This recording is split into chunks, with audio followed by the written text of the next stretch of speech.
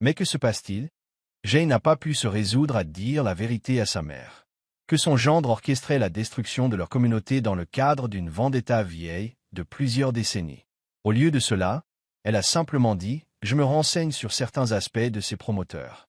Accordez-moi un peu de temps. » Après s'être assurée que ses parents comprenaient l'importance de ne rien signer, Jane a fait le tour de son ancien quartier. De nombreuses maisons avaient déjà des pancartes « Vendues » sur leur pelouse. D'autres avaient des avis d'infraction collés sur leurs portes. La situation évoluait rapidement et elle disposait de peu de temps pour y mettre un terme. Jane s'arrêta ensuite aux archives du comté. Elle avait besoin de preuves de l'implication de David pour pouvoir les présenter aux autorités. Sous son nom de jeune fille, elle demanda tous les documents relatifs aux récents achats immobiliers dans son ancien quartier. La vendeuse, une femme d'un certain âge au regard bienveillant, lui apporta plusieurs dossiers. « Vous n'êtes pas la première à me poser des questions sur ces ventes, » dit-elle tandis que Jane examinait les documents. Jane leva les yeux, surprise. Qui d'autre a enquêté sur cette affaire? L'employé jeta un coup d'œil autour d'elle et baissa la voix. Un jeune homme du parquet a dit qu'ils enquêtaient sur une possible fraude dans ces transactions. Il laissa sa carte au cas où quelqu'un viendrait lui poser des questions. Elle glissa une carte de visite sur le bureau. Jane lut le nom, Michael Thompson, procureur adjoint. Était-ce la pause dont elle avait besoin? Elle passa des heures à éplucher les registres de propriété, prenant des photos de documents attestant des liens entre les sociétés Écran et la société de David. La trace écrite était complexe, mais claire une fois qu'on savait où chercher. David avait délibérément caché son implication, mais il existait suffisamment de liens pour prouver qu'il était derrière les achats. Ce soir-là, Jane appela le numéro figurant sur la carte de Michael Thompson. « Monsieur Thompson? Je m'appelle Jane Reed, » dit-elle sous son nom de jeune fille. « J'ai cru comprendre que vous vous intéressez aux ventes immobilières dans le quartier de Pine Grove. » Il y eut un silence. « Oui, je le suis. Comment puis-je vous aider, Madame Reed? »« J'ai des informations sur les personnes derrière ces achats, » dit Jane prudemment, « et leurs motivations possibles. »« J'aimerais beaucoup les entendre, » répondit Thompson. « On peut se voir. » Ils ont convenu de se retrouver le lendemain matin dans un café d'une ville voisine. Jane ne voulait pas risquer d'être vue en train de parler à un procureur de sa ville natale, où quelqu'un pourrait rapporter l'affaire à David. Cette nuit-là, Jane resta chez ses parents, prétextant vouloir passer du temps avec eux. En réalité, elle avait trop peur de rentrer chez elle pour retrouver David.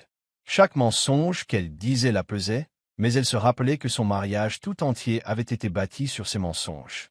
Le lendemain matin, Jane arriva tôt au café.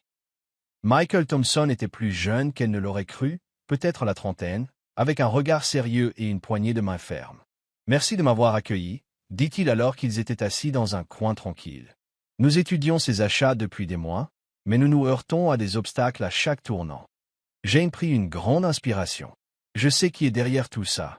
C'est mon mari, David Reynolds. » Thompson haussa les sourcils. « Votre mari? Vous êtes marié à David Reynolds? » Jane hocha la tête, la douleur de l'aveu la serrant dans la poitrine. « Je crois qu'il a orchestré tout ce complot pour se venger de moi et de ma communauté, pour un événement survenu il y a 15 ans. » Elle lui expliqua l'histoire de Robert Carter, son rôle dans sa condamnation et sa récente découverte que le père de David avait été le commanditaire de Carter. Tout en parlant, Thompson prenait des notes, posant parfois des questions pour clarifier les choses.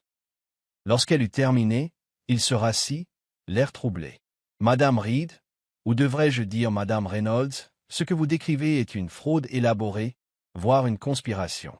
Si votre mari agit ainsi par vengeance personnelle, en utilisant son entreprise comme couverture, cela ajoute une dimension supplémentaire à notre affaire. J'ai des preuves, » a déclaré Jane en lui montrant les photos qu'elle avait prises des archives du comté. Et j'ai trouvé des documents sur l'ordinateur de mon mari décrivant un plan de transfert d'actifs à l'étranger. Je pense qu'il envisage de quitter le pays après avoir terminé ce projet. Thompson a examiné les images sur son téléphone. C'est utile, mais il nous en faudra plus pour étayer notre argumentation. Surtout contre quelqu'un qui a les ressources de votre mari. De quoi avez-vous besoin? Demanda Jane. Idéalement, un accès à ses documents professionnels. Des courriels ou des communications attestant de ses connaissances et de ses intentions. Preuve qu'il cible ce quartier précis pour des raisons personnelles plutôt que professionnelles légitimes. Jane réfléchit un instant. « Je pourrais peut-être obtenir plus de documents de son bureau. Et, elle hésita, puis continua, il y a une femme qui travaille avec lui. Vanessa Mitchell. C'est une avocate spécialisée dans la protection des biens et le divorce. Je les ai vus discuter ensemble de transfert d'argent, donc elle ne le saura jamais. C'est moi. Thompson a ajouté ceci à ses notes. Si nous pouvons prouver que Madame Mitchell participe sciemment à une fraude, nous pourrions la contraindre à coopérer. Il leva les yeux vers Jane. Mais, Madame Reynolds, vous devez comprendre les risques. Votre mari est puissant et dispose de ressources pratiquement illimitées. S'il soupçonne que tu travailles contre lui, tu pourrais être en danger. Je sais, dit Jane doucement, mais je ne peux pas le laisser détruire la maison de ma famille. Ou alors, il s'en va après m'avoir utilisé pendant 5 ans comme un élément de son fantasme de vengeance. Thompson hocha lentement la tête. Il faudra agir prudemment. Peux-tu obtenir plus de preuves sans éveiller les soupçons? Je pense que oui, répondit Jane. David ignore encore que je sais quoi que ce soit. Je peux rentrer chez moi et faire comme si de rien n'était pendant que je rassemble ce dont tu as besoin. Soyez extremely prudent, Prevent Thompson. Et contactez-moi immédiatement si vous vous sentez en danger.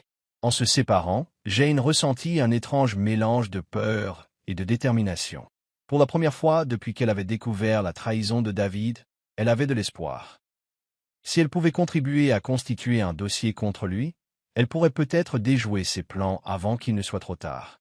Mais d'abord, elle devait rentrer chez elle et affronter son mari, en faisant comme si de rien n'était. Faisant semblant d'aimer encore l'homme qui avait passé des années à planifier sa destruction, Jane retourna en ville, l'angoisse au ventre. Elle annonça à ses parents qu'elle reviendrait dans quelques jours, promettant de les aider à gérer la situation avec les promoteurs. Elle devait maintenant affronter David avec ses nouvelles connaissances, conservant une apparence de normalité tout en rassemblant des preuves contre lui.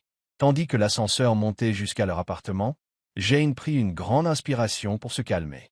Lorsque les portes s'ouvrirent, elle fut surprise de trouver l'appartement rempli de fleurs. Des roses, ses préférées, recouvraient tout. David sortit de la cuisine, soulagé. « Tu es rentré. » J'étais morte d'inquiétude. Ton ami n'a pas répondu quand je l'ai appelé pour prendre de tes nouvelles.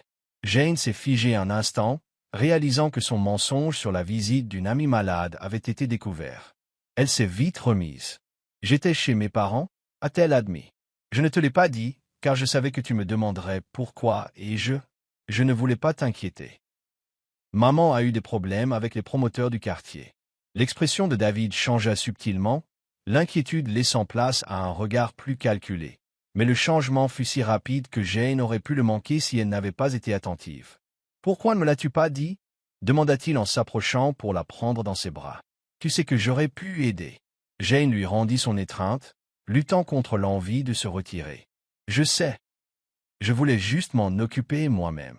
Ce sont mes parents. » David se recula pour observer son visage. « Tout va bien? Tu as l'air différent. Je n'ai força un sourire.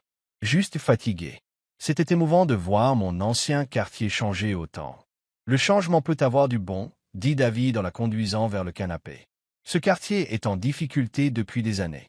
De nouveaux développements pourraient créer des emplois et de meilleurs logements. Peut-être, dit Jane sans s'engager. Mais les gens subissent des pressions pour vendre leur maison, y compris mes parents. » L'expression de David restait compatissante, mais Jane remarqua que sa main se resserrait légèrement sur la sienne. Malheureusement, c'est souvent ainsi que le progrès fonctionne. Mais je peux me renseigner si tu veux, voir si mes contacts savent quelque chose sur ces développeurs. L'audace de sa proposition d'aider dans une situation qui l'orchestrait faillit faire rire Jane. Au lieu de cela, elle hocha la tête. Ce serait sympa. Merci. À quoi servent les maris? David sourit et l'embrassa sur le front.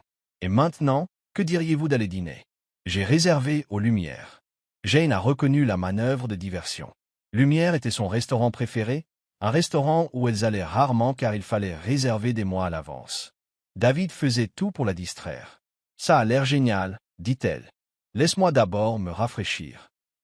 Dans leur chambre, Jane a envoyé un texto à Michael Thompson. Il sait que j'étais chez mes parents.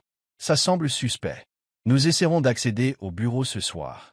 La réponse de Thompson est arrivée rapidement. Soyez prudents. Ne prenez pas de risques s'il vous surveille. Pendant le dîner, David se montra attentionné et charmant, évoquant leurs premiers souvenirs. Grâce à sa nouvelle compréhension, Jane pouvait désormais percevoir ces histoires différemment. Ce qu'elle avait pris autrefois pour des coïncidences romantiques n'étaient que des coups calculés dans une partie longue et ardue. « Tu te souviens de notre première rencontre ?» demanda David en souriant par-dessus son verre de vin. « Tu as sauvé la vieille Madame Henderson alors que personne d'autre ne remarquait ses symptômes. » Jane s'en souvenait. Madame Henderson, riche donatrice de l'hôpital, présentait des signes subtils d'un accident vasculaire cérébral que les médecins avaient manqué. Jane avait alerté l'équipe médicale juste à temps. David, qui rendait visite à une autre patiente, avait remarqué sa vivacité d'esprit et l'avait invitée à prendre un café. À l'époque, cela semblait être le destin. Je me souviens avoir pensé, cette femme est spéciale, a poursuivi David. Intelligente, compatissante, belle. J'ai su à ce moment-là que je devais mieux te connaître. Jane sourit, mais son sourire n'atteignit pas ses yeux. J'ai du mal à croire que c'était il y a 5 ans. Les 5 meilleures années de ma vie, répondit David en lui prenant la main. Jane le laissa la tenir, se demandant si cette affirmation était vraie. Avait-il jamais eu une quelconque affection pour elle, ou chaque instant avait-il été calculé pour sa vengeance? Après le dîner, ils rentrèrent à la maison. David proposa un dernier verre sur la terrasse, mais Jane prétexta l'épuisement dû à son voyage. « Je crois que je vais me coucher tôt, » dit-elle. « Apprécie la vue. » Une fois seule dans leur chambre, Jane enfila sa chemise de nuit, puis attendit d'entendre David au téléphone dehors. Elle se glissa dans son bureau, prenant soin de tout laisser exactement comme elle l'avait trouvé. Cette fois, elle était prête. Elle connecta à son ordinateur un petit appareil, un cadeau de Thomson, qui permettait de copier des fichiers sans laisser de traces. Jane retint son souffle pendant que l'appareil fonctionnait, vérifiant fréquemment la porte. Après ce qui lui sembla des heures, mais qui n'en était que quelques minutes, le petit voyant de l'appareil passa au vert. Elle le débrancha, le glissa dans la poche de sa robe et le remit soigneusement en état. Elle quittait le bureau lorsqu'elle entendit les pas de David approcher. N'ayant nulle part où se cacher, Jane fit semblant de regarder une photo au mur, une photo d'eux en lune de miel à Bali. David apparut dans l'embrasure de la porte. « Je croyais que tu allais te coucher, » dit-il d'un ton décontracté, mais le regard perçant. « C'est vrai, » répondit Jane en touchant le cadre de la photo. « Mais j'ai vu ça en passant et je me suis laissé emporter par mes souvenirs. » Elle s'est tournée vers lui avec un doux sourire. « Nous étions si heureux là-bas. » Les soupçons de David semblèrent s'estomper. Il vint se placer à côté d'elle et regarda la photo. « Nous étions là. Nous le sommes toujours, n'est-ce pas ?» Jane s'appuya contre lui, se détestant pour cette tromperie, même si elle en reconnaissait la nécessité. Bien sûr que oui. Cette nuit-là, allongée près de son mari dans le noir, Jane lutta pour garder une respiration régulière, pour faire semblant de dormir. Son esprit se remplissait de questions. Qu'avait bien pu capturer l'appareil? Serait-ce suffisant? Et surtout, que soupçonnait David? Le lendemain matin, Jane attendit que David parte au travail avant de contacter Thomson. Ils se retrouvèrent dans un petit café près de son ancien lieu de travail, où elle lui remit l'appareil. « Je ne sais pas ce qu'il y a dessus, » dit-elle, « mais ça aurait dû tout copier de son ordinateur. » Thomson hocha la tête. « Cela pourrait être extrêmement précieux. Je vais demander à notre équipe technique de l'analyser immédiatement. » Il étudia son visage. « Tu vas bien? Tu as l'air épuisé. »« Je n'ai pas beaucoup dormi, » admit Jane. David semble vigilant, comme s'il se doutait de quelque chose. « C'est inquiétant, » dit Thomson en fronçant les sourcils. « Tu devrais peut-être rester ailleurs un moment. » Jane secoua la tête. « Si je pars maintenant, il saura que quelque chose ne va pas. Je dois maintenir ce semblant jusqu'à ce que nous ayons suffisamment de preuves. » Thomson ne parut pas convaincu, mais hocha la tête. « Au moins, prends ça, » dit-il en lui tendant un petit appareil qui ressemblait à un miroir de poche. C'est un bouton d'alarme. Appuyez 3 fois si vous êtes en danger immédiat, et nous enverrons des agents sur place en quelques minutes. Jane glissa dans son sac à main pour le remercier. Elle n'était pas sûre que ce soit nécessaire, David n'ayant jamais manifesté de tendance violente, mais son poids était néanmoins rassurant. En quittant le café, Jane ne remarqua ni la voiture noire de l'autre côté de la rue, ni l'objectif de la caméra filmant sa rencontre avec le procureur adjoint. De retour aux Penteuses, Jane se mit à la recherche de preuves. Si David la soupçonnait, elle n'aurait peut-être plus beaucoup de temps pour agir. Elle se souvint de Vanessa Mitchell, l'avocate qu'elle avait vue avec David au domaine familial. Si quelqu'un connaissait les détails du plan de David, c'était bien elle. Utilisant la tablette de David, qu'il laissait souvent à la maison, Jane chercha des informations sur Vanessa. Elle a trouvé assez facilement le profil professionnel et les coordonnées de la femme. Mais ce qui a retenu son attention, c'est une publication récente de Vanessa sur les réseaux sociaux. Une photo prise dans un restaurant que Jane a reconnu. La lettre datée d'hier, alors que Jane était en réunion avec ses parents. La légende disait « Célébration des dernières étapes d'un long voyage ». 3 semaines avant la liberté. Le timing correspondait parfaitement au plan que Jane avait découvert. Plus que 3 semaines avant le 25, date indiquée sur le mot qu'elle avait trouvé dans la poche de David. Jane prit des captures d'écran puis poursuivit ses recherches. Elle découvrit plusieurs fois que Vanessa et David avaient été photographiés lors d'événements professionnels, toujours légèrement séparés mais clairement connectés. Comment avait-elle pu ne pas s'en apercevoir auparavant? Alors qu'elle remettait la tablette de David exactement là où elle l'avait trouvée, le téléphone de Jane sonna. C'était David. « Bonjour, mon amour, dit-il d'une voix chaleureuse. J'ai réfléchi à ce que tu as dit sur le quartier de tes parents. J'ai passé quelques coups de fil, et il semble que la société de promotion immobilière soit disposée à faire quelques aménagements. Aimeriez-vous les rencontrer demain? Le cœur de Jane s'emballa. Était-ce un piège? Ce serait merveilleux, dit-elle prudemment. Qui allions-nous rencontrer? Un représentant nommé James Wilson. Il est autorisé à discuter d'aménagements spéciaux pour les résidents de longue date comme vos parents. Jane a reconnu la tactique, offrir un traitement de faveur à sa famille pour la satisfaire tout en continuant à faire pression sur les autres. C'est très gentil de ta part, dit-elle. Où et quand? Demain midi, à mon bureau. Je t'enverrai une voiture. Après avoir raccroché, Jane a immédiatement contacté Thomson. David a organisé une réunion avec les développeurs demain, un certain James Wilson. Il y a eu un silence au bout du fil. C'est intéressant. Dans nos dossiers, personne du nom de Wilson n'est lié à la société de développement. Cela pourrait être l'occasion d'en apprendre davantage sur leurs opérations. Mais cela pourrait aussi être dangereux. Et Sarah Pradant, promit Jane. Et j'appuierai sur le bouton panique. Ce que Jane ne confia pas à Thomson, c'était ses soupçons grandissants que David l'attestait. Cette réunion n'avait pas pour but d'aider ses parents. Il s'agissait de voir ce qu'elle savait et comment elle réagirait. Demain serait un jeu dangereux, mais il fallait qu'elle y joue. Pour sa famille, pour sa communauté et pour elle-même, Jane ferait face à tout ce que David avait prévu. Mais cette fois, elle n'avancerait pas à l'aveuglette. Jane passa une nuit agitée à préparer la réunion. Si David l'attestait, elle devait paraître inquiète sans se méfier, intéressée sans être trop informée. C'était un équilibre délicat et les enjeux étaient on ne peut plus importants. Le matin, elle s'habillait avec soin, dans une tenue professionnelle. Pas trop formelle, mais suffisamment respectable pour une réunion d'affaires. David était déjà parti tôt, prétextant qu'il devait se préparer pour le rendez-vous de midi. La voiture qu'il avait envoyée arriva à 11h30 précise. En s'installant à l'arrière, Jane remarqua que le conducteur la regardait dans le rétroviseur plus que nécessaire. Rapportait-il ses déplacements à David? Probablement. C'est une belle journée, n'est-ce pas? Dit-elle d'un ton aimable, décidant de se comporter normalement. Le chauffeur acquiesça. Oui, madame. Monsieur Reynolds a dit que tu aimerais peut-être t'arrêter et prendre un café en chemin. Ça te dirait? Un autre test? Non merci, répondit Jane. Je ne veux pas être en retard. Le trajet jusqu'au bureau de David dura 20 minutes.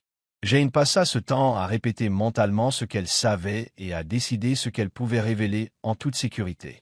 L'entreprise de David occupait les 5 derniers étages d'un gratte-ciel rutilant du centre-ville.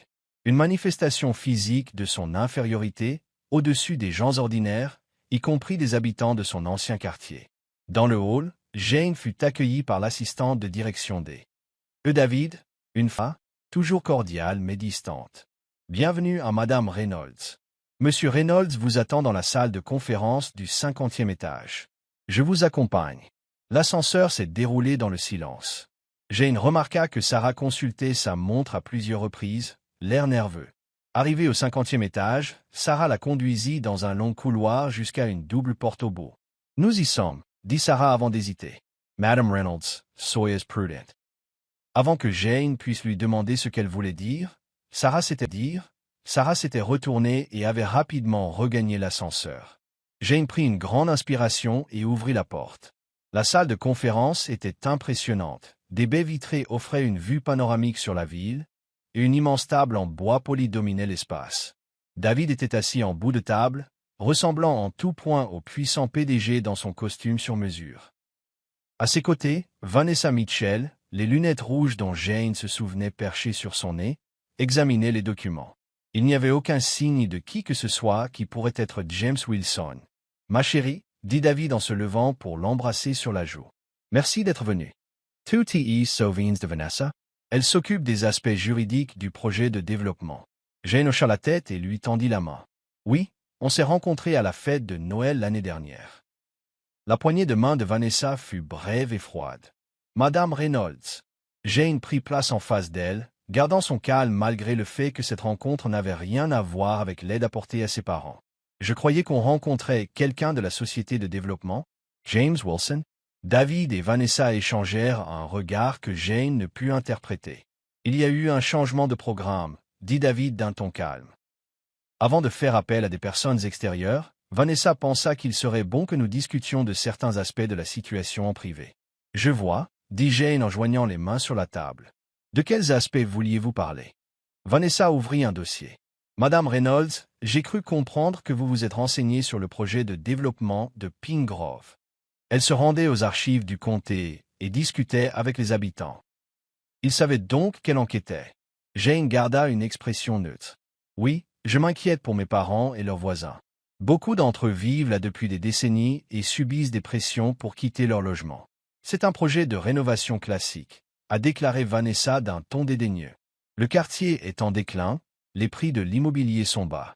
Le nouveau complexe hôtelier créera des emplois et de la croissance économique. » En forçant les gens à quitter leur domicile, demanda Jane, laissant transparaître une pointe de colère. David se pencha en avant. « Personne n'est forcé, Jane. On leur offre une compensation équitable, plus que équitable même. Le changement est inévitable. La question est de savoir s'il se fera au bénéfice de la communauté ou malgré elle. » Jane regarda son mari droit dans les yeux. « Et quel bénéfice pour la communauté ceux qui n'ont pas les moyens de vivre dans une station balnéaire de luxe ?» Le sourire de David n'atteignit pas ses yeux. Emploi, amélioration des infrastructures, augmentation des recettes fiscales pour les services publics. Les arguments habituels en faveur du progrès. Sa façon de le dire montrait clairement qu'il ne croyait pas que ces avantages étaient importants. Ce n'étaient que les justifications habituelles utilisées pour faire avancer de tels projets. « Je vois, » dit Jane. « Et qui se cache derrière tout ça ?» Les noms des entreprises figurant sur les registres d'achat sont tous des escroqueries. Qui est le véritable acheteur? Un nouveau regard entre David et Vanessa. Plusieurs investisseurs, dit vaguement David. C'est une structure de financement complexe. Jane a décidé de prendre un risque. Y compris vous? Le silence qui a suivi était lourd de tension. Finalement, David soupira. Oui, mon entreprise est l'un des principaux investisseurs. Je ne te l'ai pas dit, car je savais que tu pourrais être partagé, compte tenu de tes liens avec la région. C'était la première vérité partielle qu'il lui disait depuis des jours. Jane insista. Quand as-tu décidé d'investir dans ma ville natale, avant ou après notre rencontre? Les yeux de David se plissèrent légèrement. Que proposes-tu, Jane? Rien, dit-elle rapidement. J'essaie juste de comprendre le timing. Vanessa referma son dossier d'un coup sec. Madame Reynolds, veuillez excuser ma franchise, mais vos sentiments personnels sur ce projet sont sans importance. Les formalités juridiques sont terminées, le financement est assuré et le développement se déroulera comme prévu. La seule question qui subsiste est de savoir si certaines propriétés seront acquises par vente volontaire ou par des moyens plus formels. Des moyens formels? Répéta Jane. Expropriation, précise Vanessa. Pour le bien public, bien sûr. Jane avait froid. Il menaçait d'utiliser le pouvoir gouvernemental pour saisir la maison de ses parents s'ils ne vendaient pas volontairement. Je vois. David tendit la main par-dessus la table. Jane, je comprends que ce soit difficile. C'est pourquoi je voulais prendre des dispositions spéciales pour tes parents.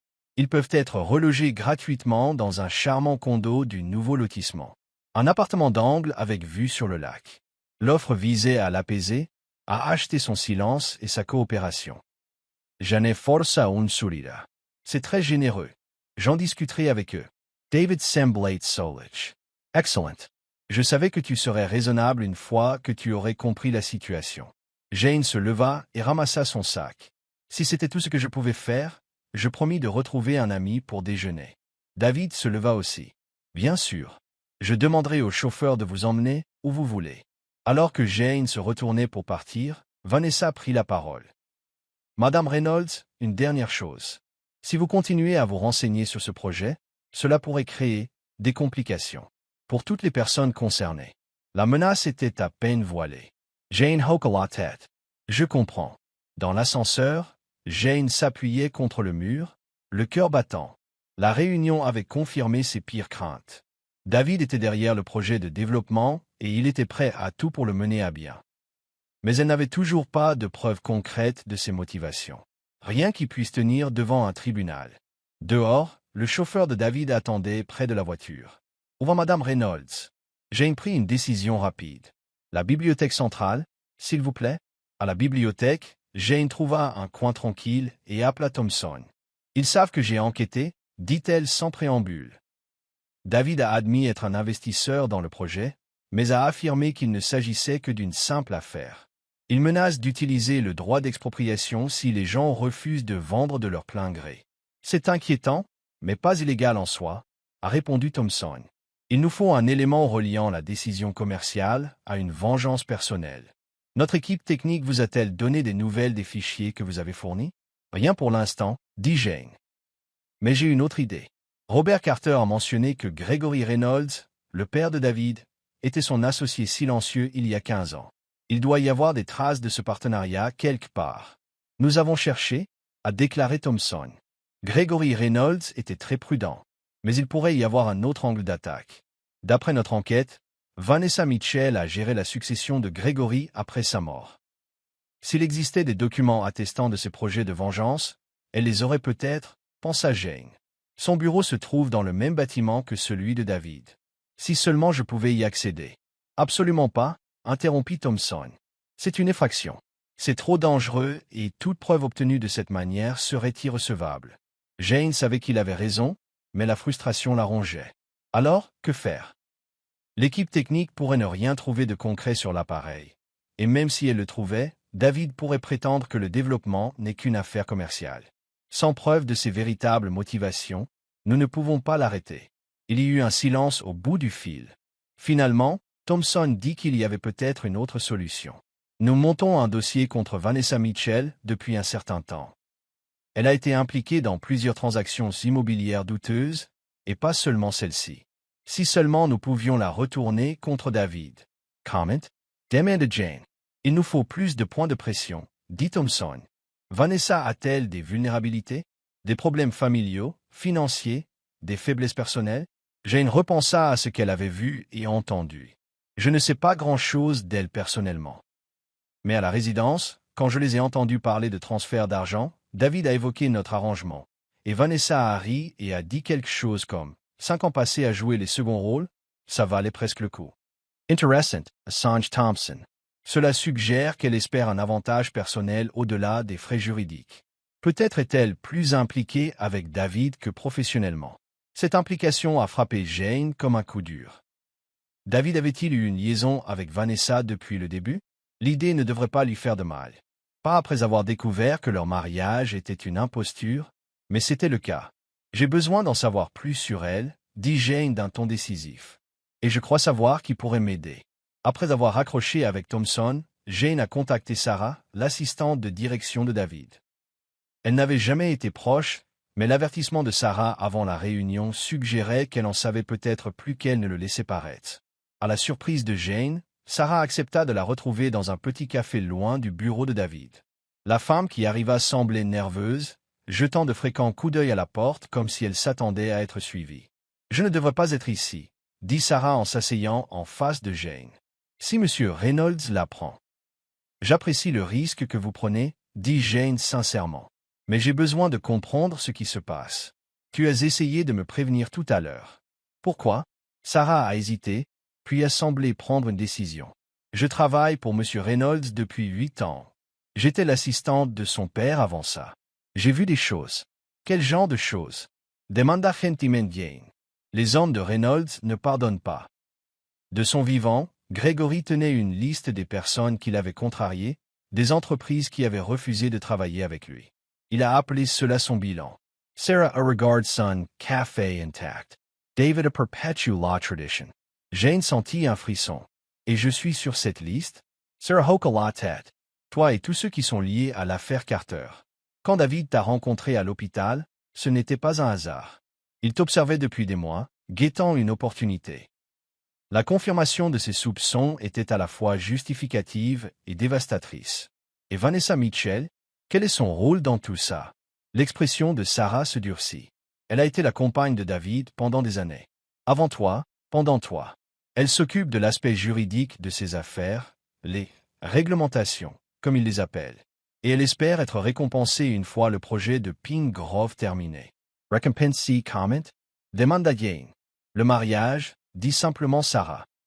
David a promis de divorcer et de l'épouser une fois la liste de son père effacée.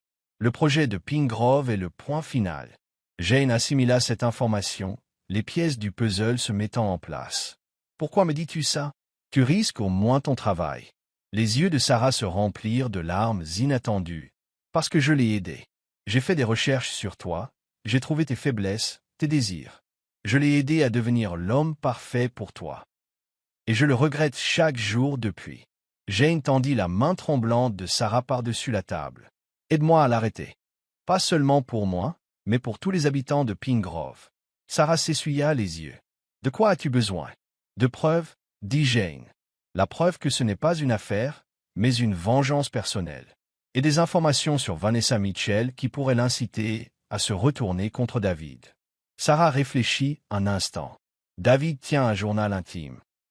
À l'ancienne, manuscrit. Son père faisait de même.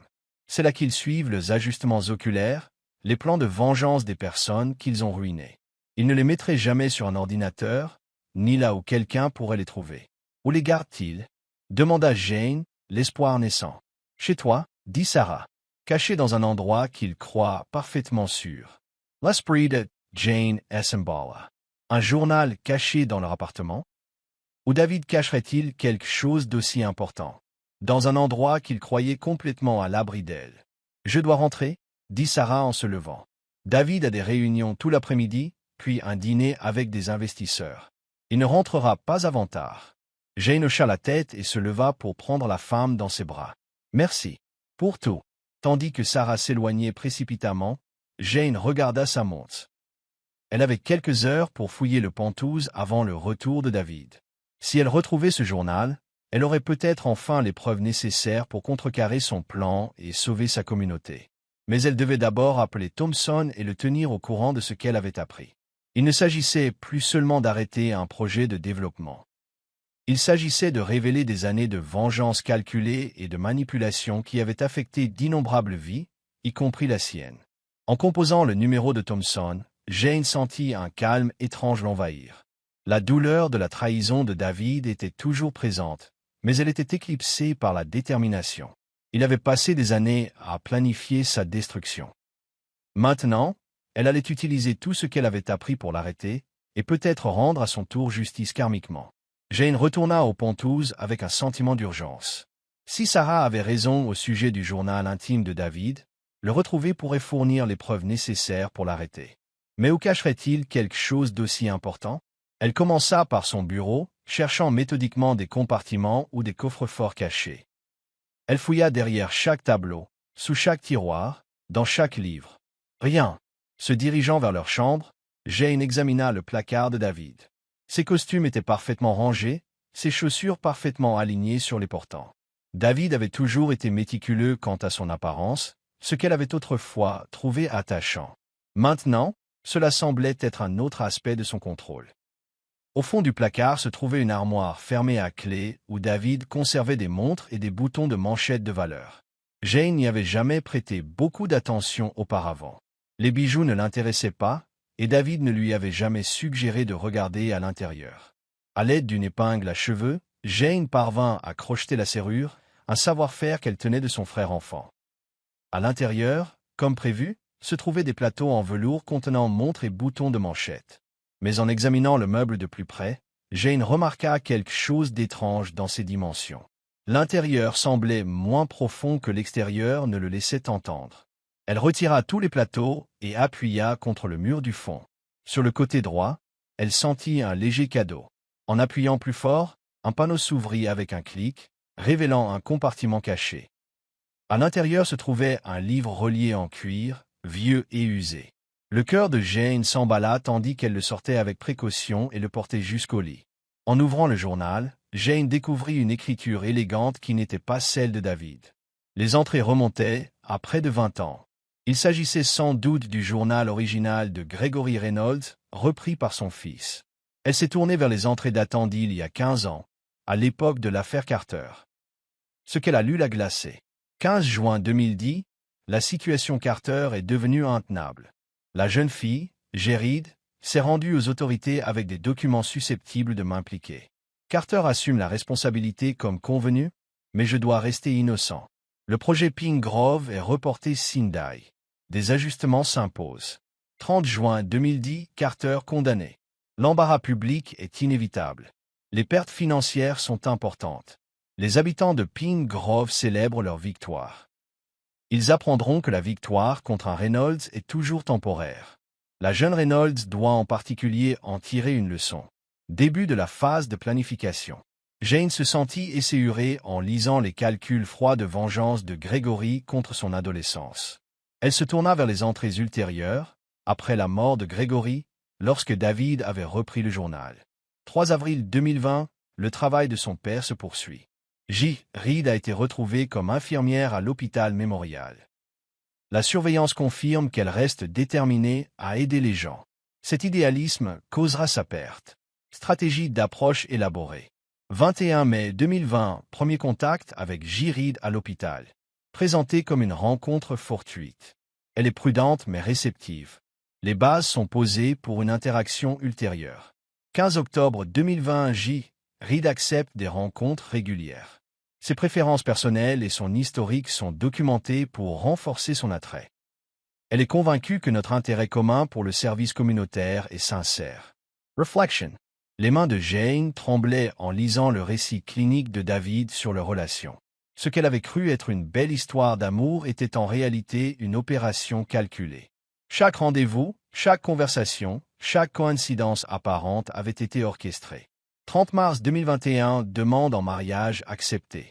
J. Reed, émotive, croit que c'est son conte de fées. V. Mitchell était mécontent, mais comprenait la nécessité. L'acquisition de Pine Grove pourrait commencer une fois que le mariage lui aurait donné accès à l'influence et à la communauté de la famille Reed. Les entrées se poursuivaient, documentant leur mariage, leur lune de miel et les premières années de leur mariage, ainsi que l'acquisition progressive de propriétés à Pine Grove par David. Il a souligné le lien permanent de Jane avec sa communauté, la confiance qu'elle lui portait et son utilisation stratégique de ces deux éléments. Les entrées les plus récentes étaient les plus inquiétantes. 10 avril 2025, début de la phase finale. La plupart des propriétés ont été acquises.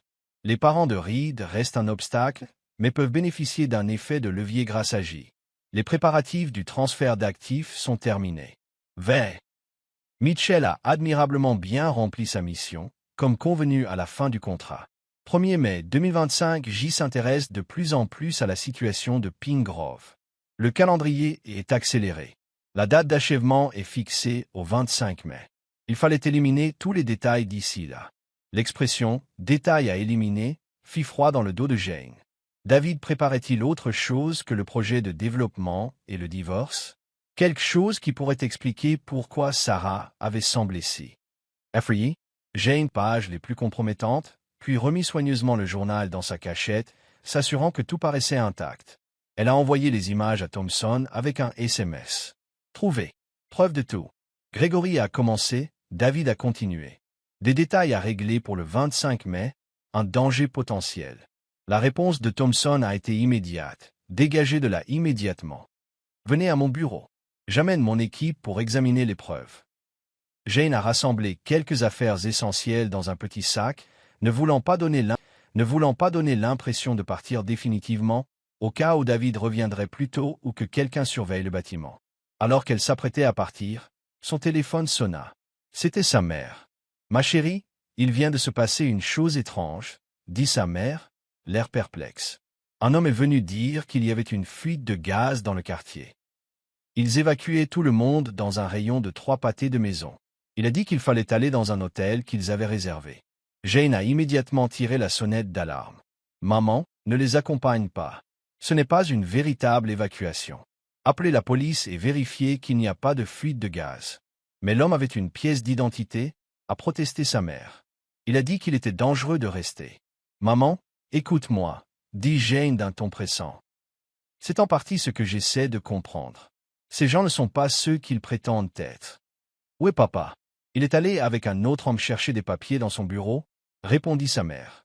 Ils ont dit qu'il faudrait une pièce d'identité à l'hôtel. La panique est embaïque Jane.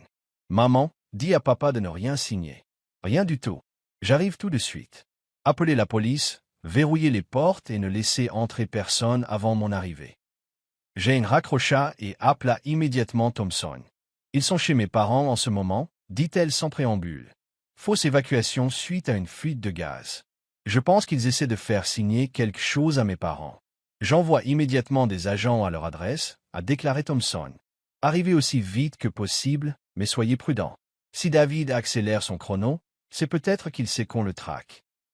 Jane se précipita vers l'ascenseur, inspectant attentivement les lieux. Dans le hall, elle évita le service de taxi habituel de l'immeuble, préférant héler un taxi dans la rue. Quartier de Pine Grove, dit-elle au chauffeur. Le plus vite possible.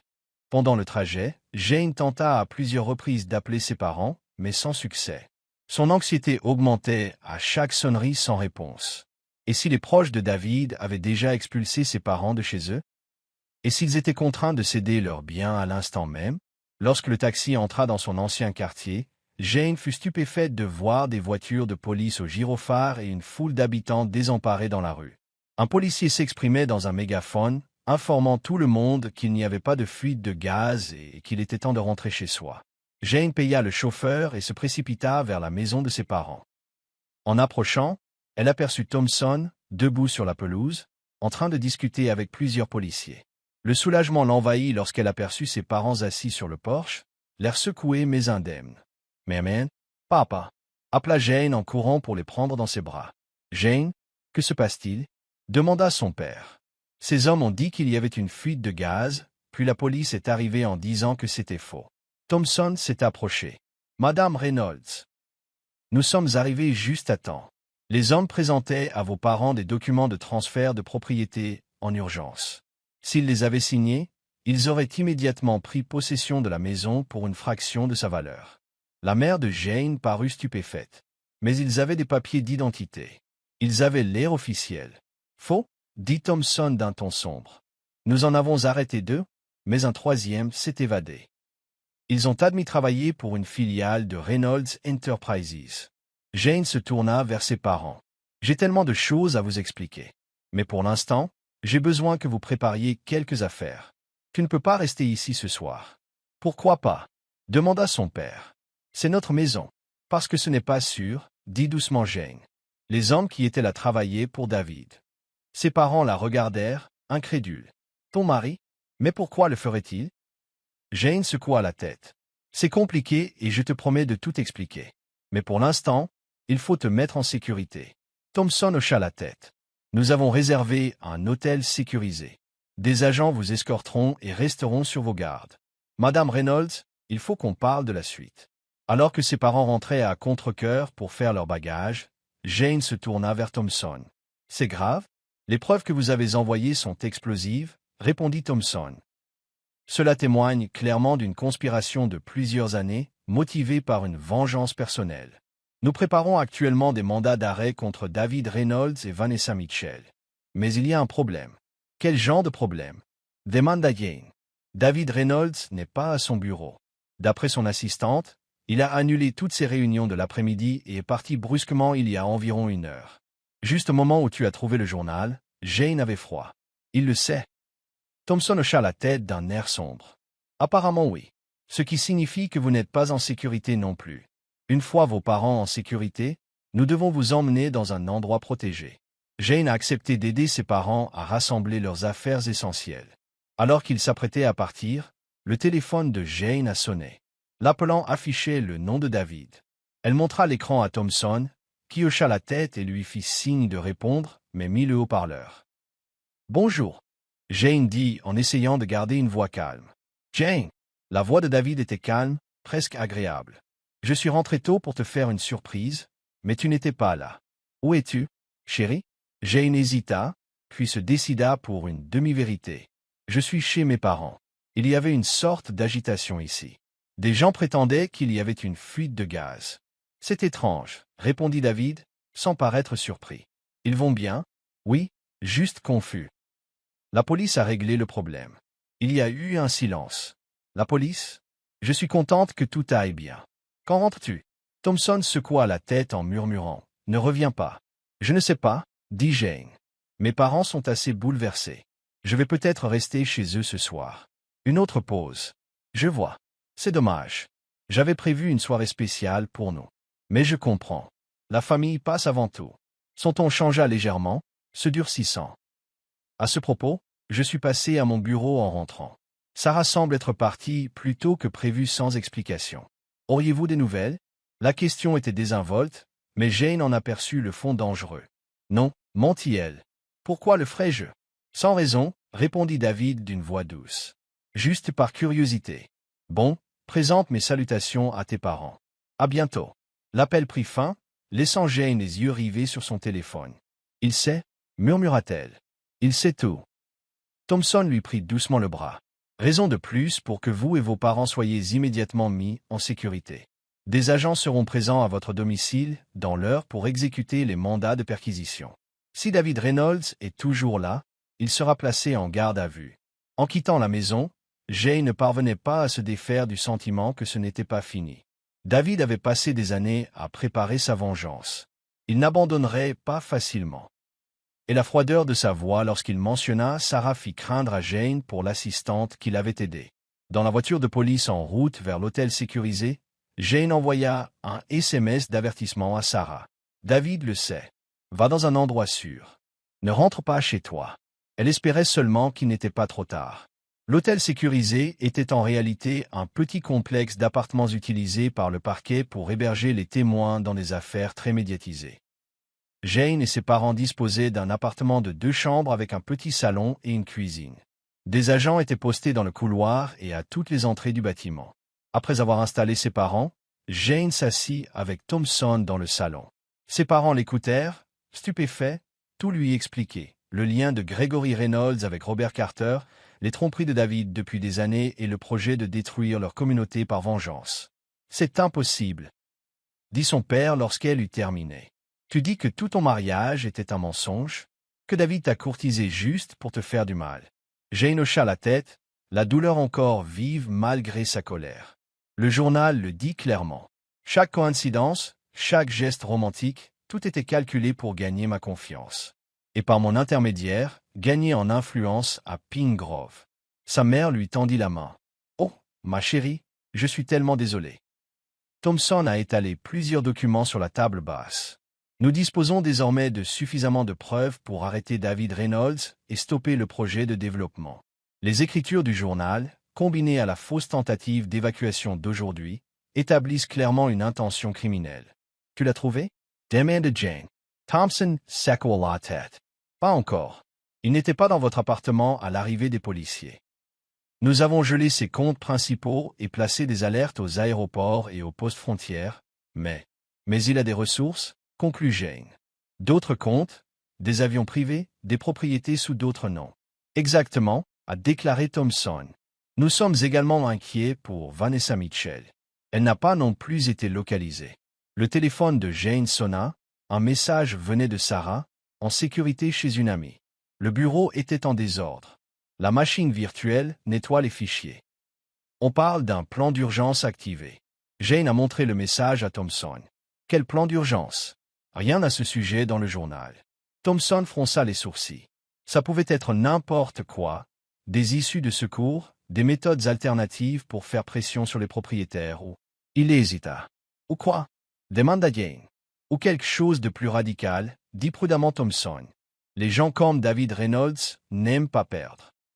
Lorsqu'ils se sentent acculés, ils préfèrent parfois détruire ce qu'ils ne peuvent pas avoir. Cette implication fit froid dans le dos à Jane.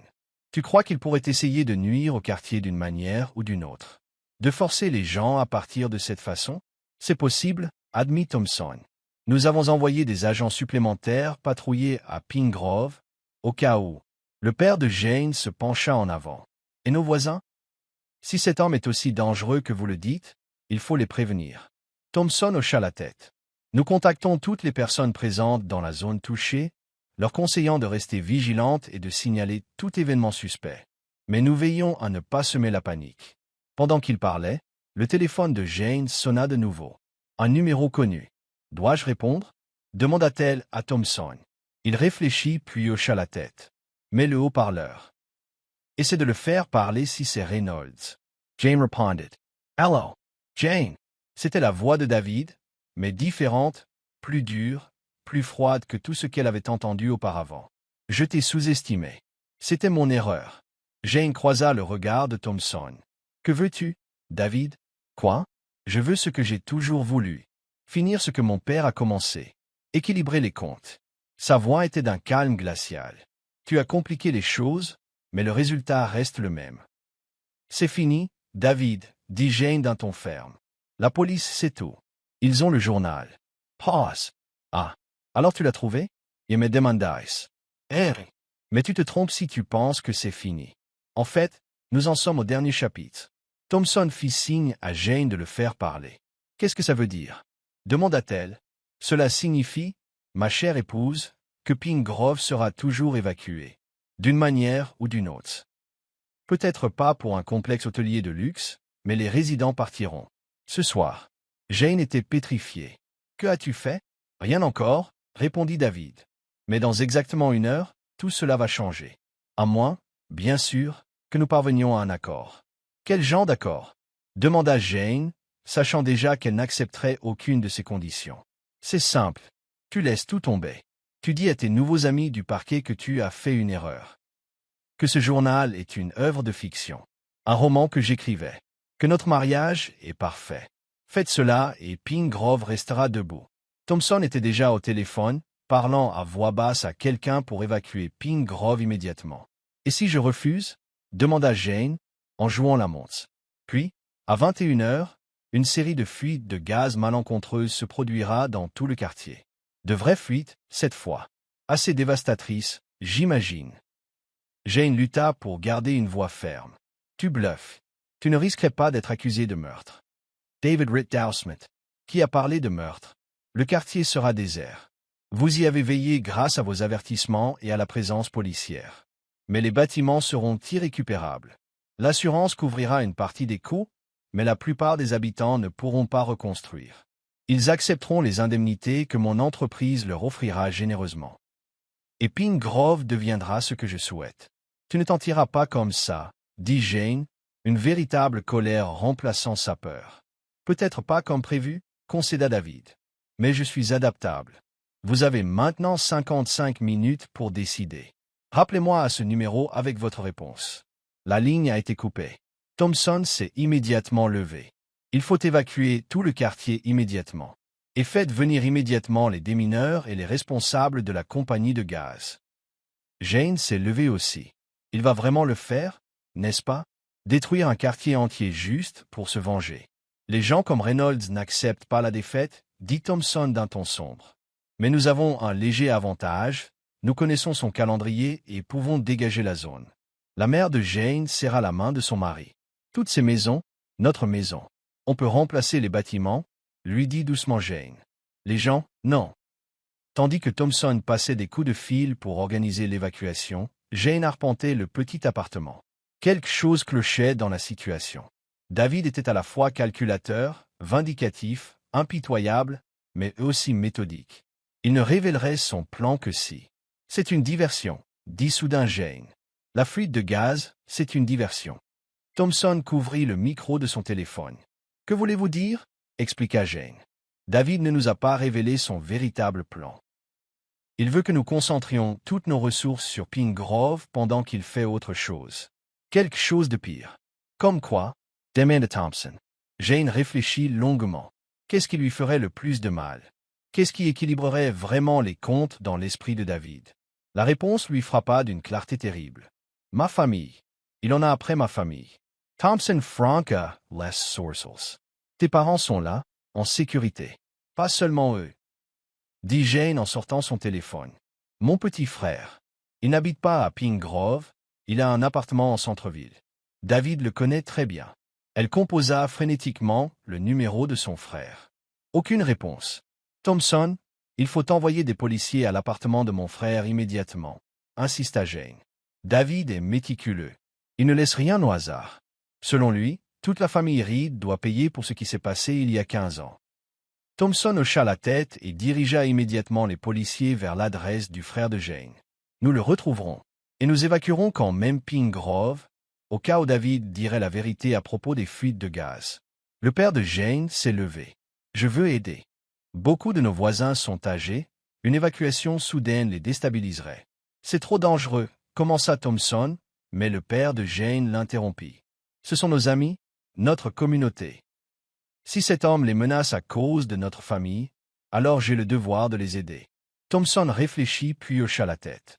Je vais organiser une escorte policière. Vous pouvez aider à la coordination au centre communautaire, loin de toute zone potentiellement dangereuse. Alors que son père s'apprêtait à partir avec 2 policiers, Jane le serra fort dans ses bras. Fais attention, papa. Ce n'est pas ta faute. Ce n'est pas le tien non plus, répondit-il fermement. Tu étais un adolescent qui défendait ce qui est juste. Ne t'excuse jamais pour ça. Après le départ de son père, Jane a continué à essayer de joindre son frère. À la 4e tentative, il a finalement répondu. « Salut ma sœur », a-t-il dit d'un ton désinvolte. « Quoi de neuf? Marc, où es-tu » demanda Jane. « À la maison. Pourquoi? Tu as une voix bizarre. »« Écoute bien, » dit Jane. « Verrouillez vos portes et éloignez-vous des fenêtres. La police est en route. N'ouvrez la porte à personne. »« Quoi? » Jane, qu'est-ce qui passe-t-il? Je n'ai pas le temps de tout expliquer, dit Jane d'un ton pressant. Mais David n'est pas celui qu'on croyait. Il est dangereux et il pourrait te prendre pour cible. Il y eut un silence au bout du fil. Puis, en fait, il est un peu tard pour prévenir Jane. Jane, S.I. Figia.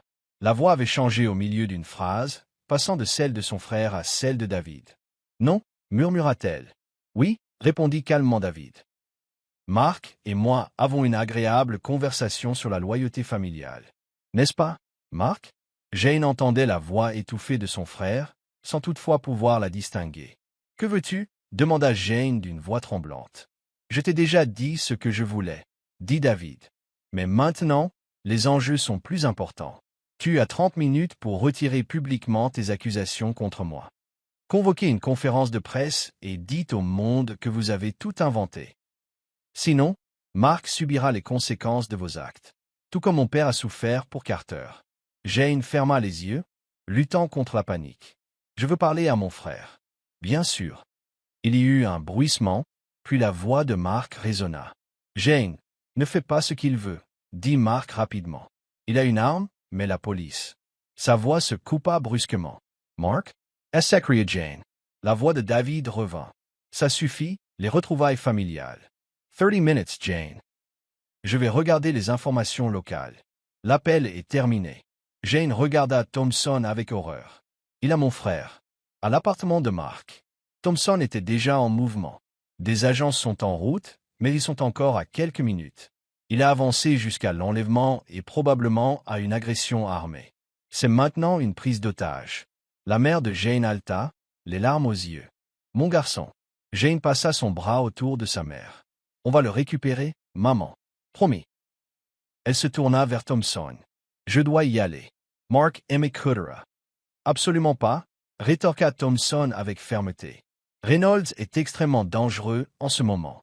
Il est acculé, désespéré et n'a plus rien à perdre.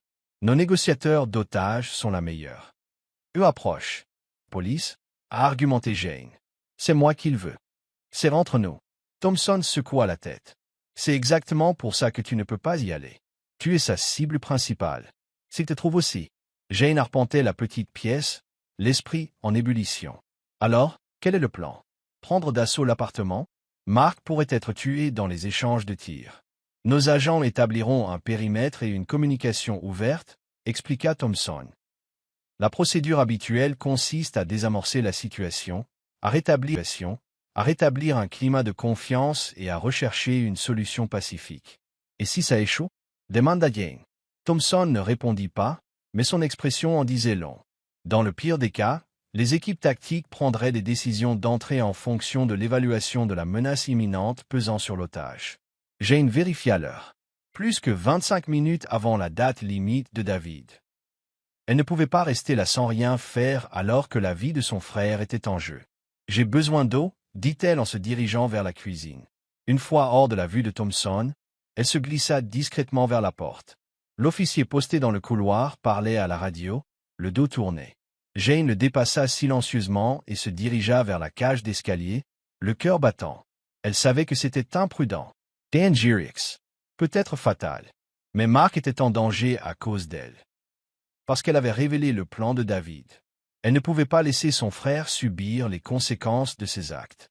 Devant l'immeuble, Jane élait un taxi. Apartments, downtown Westbrook. Aussi vite que possible. Pendant le trajet, le téléphone de Jane sonna à plusieurs reprises. Thompson comprit qu'elle avait fui. Elle ignora les appels. Au lieu de cela, elle composa le numéro inconnu d'où David avait appelé. Il répondit immédiatement. « Tu as changé d'avis, Jane? Je viens te voir. » dit-elle. « Laisse Mark partir et tu pourras m'avoir à ta place. » David Ritt. Quelle noblesse. Mais inutile. Vous me rejoindrez bientôt, tous les deux, avec vos parents, une fois que mon associé aura terminé sa mission à la planque. Le sang de Jane S. Glauca. Quel associé? Tu pensais que Vanessa et moi travaillions seuls? On a des gens partout. Y compris un homme très fiable qui a suivi ton escorte policière jusqu'au lieu soi-disant sécurisé. Jane composa frénétiquement le numéro de Thompson, qui décrocha aussitôt. « Jane, où diable? Allons voir ma mère. » L'interrompit Jane. « David a reçu quelqu'un qui vient la chercher à la maison d'hébergement. » Sans attendre de réponse, Jane raccrocha et se concentra sur l'immeuble qui approchait. Des véhicules de police établissaient déjà un périmètre de sécurité, les agents éloignant les résidents des lieux. Jane paya le chauffeur de taxi à un pâté de maison et s'approcha à pied, restant dans l'ombre. Une policière coordonnait l'évacuation des appartements voisins. Jane s'approcha d'elle directement. « Je suis Jane Reynolds, » dit-elle. « Mon frère est l'otage. Je dois parler au responsable. » Les yeux de l'officier s'écarquillèrent. « Madame Reynolds, nous avons pour consigne stricte de vous raccompagner à la planque si vous vous présentez. »« S'il vous plaît, » dit Jane d'un ton désespéré. « J'ai juste besoin d'informations. Mon frère va bien? Quelqu'un a-t-il contacté David? » L'agent hésita, puis fit un signe de tête vers un fourgon de police. « Le capitaine Warren dirige l'opération depuis là-bas. Mais je dois signaler votre présence. »« Et comme Prince, » dit Jane. « Merci. » À la camionnette, Jane trouva un homme aux cheveux gris entouré d'écrans et de matériel de communication. Il leva brusquement les yeux lorsqu'elle entra. « Madame Reynolds? Je suis le capitaine Warren. »« Tu ne devrais pas être ici. Mon frère est là-dedans, » dit simplement Jane. « Que se passe-t-il? » Warren l'observa un instant puis soupira. « Nous avons contacté votre mari par téléphone. Il exige une sortie du pays en toute sécurité pour lui et Vanessa Mitchell, ainsi que l'accès à des comptes offshore débloqués. Il utilise votre frère comme moyen de pression. »« Et alors? » demanda Jane. « Et nous temporisons pendant que notre équipe tactique se met en position. » Admit Warren. « Nous avons des snipers en vue sur l'appartement, mais votre mari garde votre frère constamment devant lui. » Jane ferma brièvement les yeux. « A-t-il blessé Mark? »« Pas sérieusement, d'après ce que nous savons. Votre frère semble avoir des ecchymoses au visage, mais il est conscient et mobile. » Jane jeta un coup d'œil au moniteur qui affichait une image thermique de l'intérieur de l'appartement. Deux silhouettes étaient visibles, l'une assise, l'autre debout derrière. « Laisse-moi lui parler, » dit Jane. « Je peux le distraire, l'éloigner de Mark. »« Absolument pas, » dit Warren fermement. « Tu es un civil, et Reynolds a clairement fait savoir que tu étais sa cible principale. » Jane était sur le point de protester quand son téléphone a sonné. « Thompson, ta mère est en sécurité, » a-t-il dit sans préambule. « Nous avons intercepté un homme qui tentait d'entrer dans la planque en se faisant passer pour un policier. Il est en détention. » Jane fut submergée de soulagement. « Dieu merci. Où es-tu? » demanda Thompson. « Dans l'immeuble de Mark, avec l'opération policière. Thompson jura. Jane, tu dois le faire. Un brouhaha à l'extérieur de la camionnette l'interrompit. Jane jeta un coup d'œil par la fenêtre pour voir les officiers réagir. Le capitaine Warren prit une radio. Au rapport, aboya-t-il. Sir Reynolds est sur le balcon avec l'otage, fut la réponse. Il fait une sorte d'annonce. Warren actionna un interrupteur et l'un des écrans afficha un flux d'informations. Une station locale retransmettait la scène en direct. David se tenait sur le balcon du 10e étage, un bras autour du cou de Mark, l'autre tenant un pistolet pointé sur sa tempe. Le visage de Mark était meurtri, son expression tendue mais provocante. « Je m'appelle David Reynolds », disait David d'une voix amplifiée. « Je veux répondre au mensonge que ma femme, Jane Reynolds, répand sur moi. » Jane bouscula Warren et sortit du van. Depuis la rue, elle aperçut David sur le balcon. Sans réfléchir, elle se dirigea vers l'immeuble. « Madame Reynolds !» Warren l'appela. « Reed !» Mais Jane continua d'avancer jusqu'à ce qu'elle soit en pleine vue du balcon. Elle cria David. « Je suis là. » David marqua une pause, baissant les yeux. Même de loin, Jane pouvait voir sa surprise et son triomphe. « Jane !» cria-t-il. « Comme c'est pratique.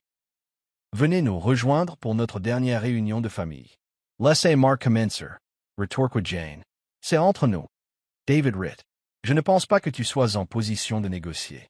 Soit tu te relèves, soit ton frère fait une chute de 10 étages. À toi de choisir. » Mark se débattit dans l'étreinte de David. « Jane non !» cria-t-il avant que David n'appuie plus fort le pistolet contre sa tempe.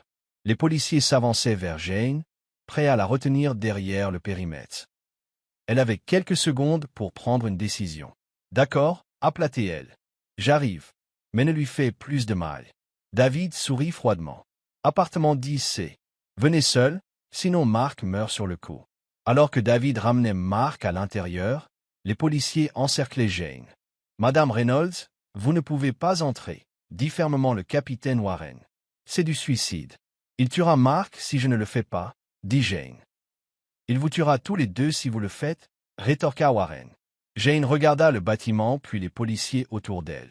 Des snipers sont postés et prêts à intervenir. « Tu as dit que tu ne pouvais pas avoir de tir clair parce que David utilise Mark comme bouclier. Si j'y vais, ça changera. Il se concentrera sur moi. » Warren secoua la tête. « On n'utilise pas les civils comme appât. Je ne demande pas la permission, » dit Jane doucement. « Je vous dis ce qui va se passer. J'y vais.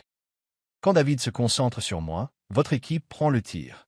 Sauvez mon frère. » Avant que Warren puisse répondre, Jane se tourna vers l'un des officiers. « Donnez-moi un télégramme. Quelque chose pour que votre équipe puisse entendre ce qui se passe à l'intérieur. » Le capitaine hésita, puis fit signe à un technicien. « Si vous êtes déterminé à le faire, nous surveillerons au moins la situation. » Quelques minutes plus tard, Jane s'approcha de l'entrée du bâtiment. Un petit microphone était dissimulé sous son col. Dans son oreille, un communicateur presque invisible lui permettait d'entendre la voix du capitaine Warren. « Nos équipes tactiques sont en position, » dit-il. « Dès que nous aurons une chance d'atteindre Reynolds, nous la saisirons. Mais Jane, tu dois te tenir à distance de lui. Gardez autant de distance que possible. »« Compris, » murmura Jane en entrant dans le bâtiment. Le couloir menant à l'appartement 10 semblait interminable. À chaque pas, Jane s'obligeait à respirer pour se concentrer. David voulait qu'elle ait peur, il avait passé des années à orchestrer sa destruction. Elle ne lui donnerait pas la satisfaction de la briser maintenant. À la porte du 10C, Jane marqua une pause. « Je suis là », dit-elle à l'attention des policiers qui l'écoutaient. Puis elle frappa. La porte s'ouvrit aussitôt. Vanessa Mitchell se tenait là, ses lunettes rouges sur le nez, un pistolet nonchalamment tenu au côté. « L'épouse fidèle arrive », dit Vanessa d'un ton moqueur. « Entrez. David vous attendait. » Jane entra dans l'appartement, scrutant rapidement les lieux. Mark était assis sur une chaise dans le salon, les mains liées dans le dos. Une coupure au-dessus de son œil avait laissé une traînée de sang séché sur sa joue, mais il était vigilant, ses yeux s'écarquillant d'horreur en voyant Jane. « Non, gémit-il. Jane, tu n'aurais pas dû venir. To chantes retro veils family alice. » dit David en sortant de la cuisine. Il avait changé, son apparence polie habituelle avait fait place à quelque chose de plus dur, de plus froid. Le masque du mari charmant avait été complètement abandonné. « Laisse-le partir, David, » dit Jane calmement. Tu m'as maintenant. C'est ce que tu voulais. David sourit, mais son sourire n'atteignit pas ses yeux. Ce que je voulais, c'était achever l'œuvre de mon père. Te faire payer, à toi et à toute ta famille, pour ce que vous avez fait. Et j'en étais si proche. Il fit un geste circulaire autour de l'appartement. 5 ans de planification, à jouer les maris dévoués, à bâtir ta confiance, tout cela menant à ce moment. Tu aurais pu me tuer il y a 5 ans si c'était ton objectif, dit Jane. Pourquoi cette mascarade élaborée? David s'approcha d'elle lentement. La mort aurait été trop simple. Mon père n'a pas seulement perdu de l'argent quand votre témoignage a détruit son partenaire. Il a perdu sa réputation et son prestige au sein de la communauté. Il a passé ces dernières années à voir tout ce qu'il avait construit s'effondrer à cause d'une adolescente indifférente à ses affaires. Carter volait les maisons des personnes âgées, a déclaré Jane. Des gens allaient se retrouver sans abri à cause de ses manigances. Les affaires, corrigea David. C'était les affaires. Il arrive qu'il y ait des pertes en affaires. Il étudia son visage. Mon père voulait que tu comprennes la véritable perte.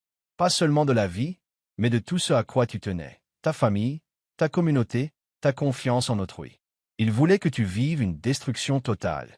Vanessa s'approcha de David, son arme toujours pointée sur Jane. Et maintenant, il faut accélérer le processus. À cause de votre ingérence, le plan initial est compromis.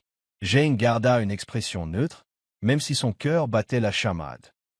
Chaque seconde qu'elle leur faisait parler était une seconde de plus pour que l'équipe tactique se mette en position. Et maintenant, demanda-t-elle, tu nous tues, Mark et moi, et ensuite, tu fuiras. Tu passeras ta vie à regarder par-dessus ton épaule. David haussa les épaules. Peut-être, mais nous serons en vie et riches, ce qui est plus que ce que je peux dire de toi et de Pine Grove. Jane Franca, less sourcils. Pine Grove, tu as dit que les fuites de gaz étaient une distraction. Le sourire de David s'élargit. Vraiment? En partie vrai. La chronologie a été avancée, mais le résultat reste le même. Dans environ, il a regardé sa montre. Dans 15 minutes, plusieurs propriétés stratégiques de Pine Grove subiront des explosions de gaz catastrophiques.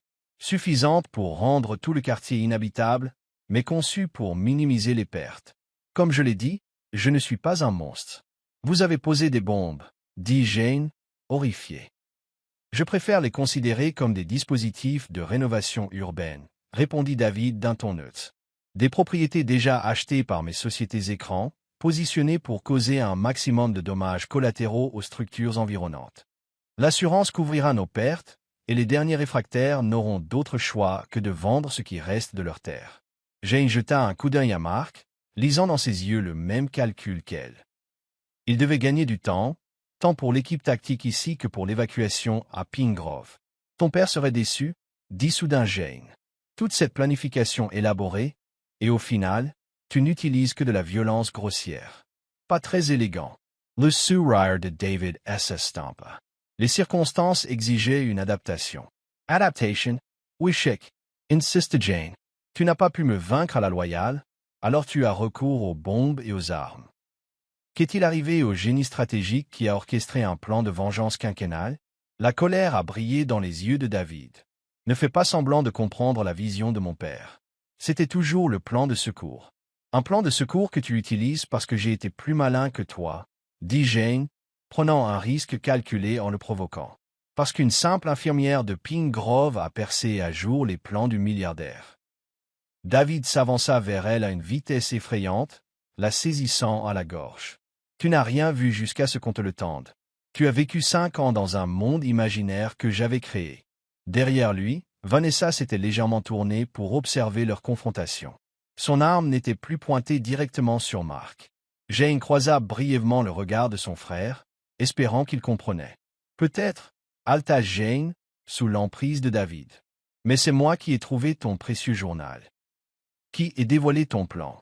Qui a tout gâché. Dans un rugissement de rage, David resserra son étreinte. Jane lui griffa les mains, luttant sincèrement pour respirer. Du coin de l'œil, elle vit Mark bondir de sa chaise. Il avait réussi à libérer ses mains. Au même instant, les fenêtres de l'appartement volèrent en éclats tandis que les agents tactiques descendaient en rappel dans la pièce. Vanessa pivota brusquement et tira frénétiquement sur le copilote. La réplique d'un fusil de précision fendit l'air et Vanessa s'écroula au sol. David lâcha Jane qui cherchait son arme, mais Mark le plaqua par derrière. Les deux hommes s'écrasèrent contre une table basse, projetant des éclats de verre tandis qu'ils luttaient pour maîtriser l'arme. Jane, essoufflée, se précipita vers eux, mais un policier la tira vers la porte. « Écartez-vous » cria-t-il. Un coup de feu retentit. Jane hurla, se libérant de l'emprise de l'agent et se précipita vers les deux hommes, maintenant immobiles parmi les débris de verre. « Mark » s'écria-t-elle en tombant à genoux à leur côté. Pendant un instant terrible, aucun des deux ne bougea. Puis Mark gémit en s'éloignant de la silhouette immobile de David. Sa chemise était trempée de sang, mais il était conscient et essayait de s'asseoir. « Tu es blessé » demanda Jane, frénétique, en l'aidant à s'éloigner de David. Mark grimaça de douleur. « Juste des coupures de verre, je crois. »« Vraiment ?» Jane regarda David. Ses yeux étaient ouverts, mais invisibles, une tache cramoisie s'étalant sur sa poitrine. Dans leur lutte, le coup de feu l'avait atteint en plein cœur. Une fin heureuse, pensa Jane avec un certain recul pour un homme qui n'en avait pas. Les ambulanciers se sont précipités pour soigner Mark et examiner Vanessa, vivante mais grièvement blessée par le tir du sniper. D'autres policiers ont sécurisé les lieux, l'un d'eux s'agenouillant pour confirmer ce que Jane savait déjà. David Reynolds était mort. Le capitaine Warren s'approcha, parlant d'un ton pressant dans sa radio. « Madame Reynolds, dit-il, nous avons besoin d'informations sur les explosifs de Pine Grove. Tout ce que vous savez sur le chronométrage des lieux. » Jane avait du mal à se concentrer. Il a dit 15 minutes. C'était vrai. Elle a regardé sa montre, il y a presque 10 minutes. Il a mentionné des propriétés déjà achetées par ces sociétés écrans. Warren relaya cette information, puis écouta une réponse dans son oreillette. L'évacuation est presque terminée. L'équipe de déminage est sur place, mais a besoin de plus de précision sur les emplacements. Mark, actuellement pris en charge par les ambulanciers, a pris la parole. Vérifiez son téléphone. Il était en contact avec quelqu'un qui recevait des SMS concernant les appareils. Un policier sortit rapidement le téléphone de David de sa poche, contournant l'écran de verrouillage grâce à l'empreinte digitale du défunt. Jane se pencha tandis qu'il parcourait les messages récents et découvrit un échange avec un numéro inconnu incluant des adresses à Pine Grove. « Ici » dit Jane en pointant du doigt. « Toutes ces maisons se trouvent dans le quartier de mes parents.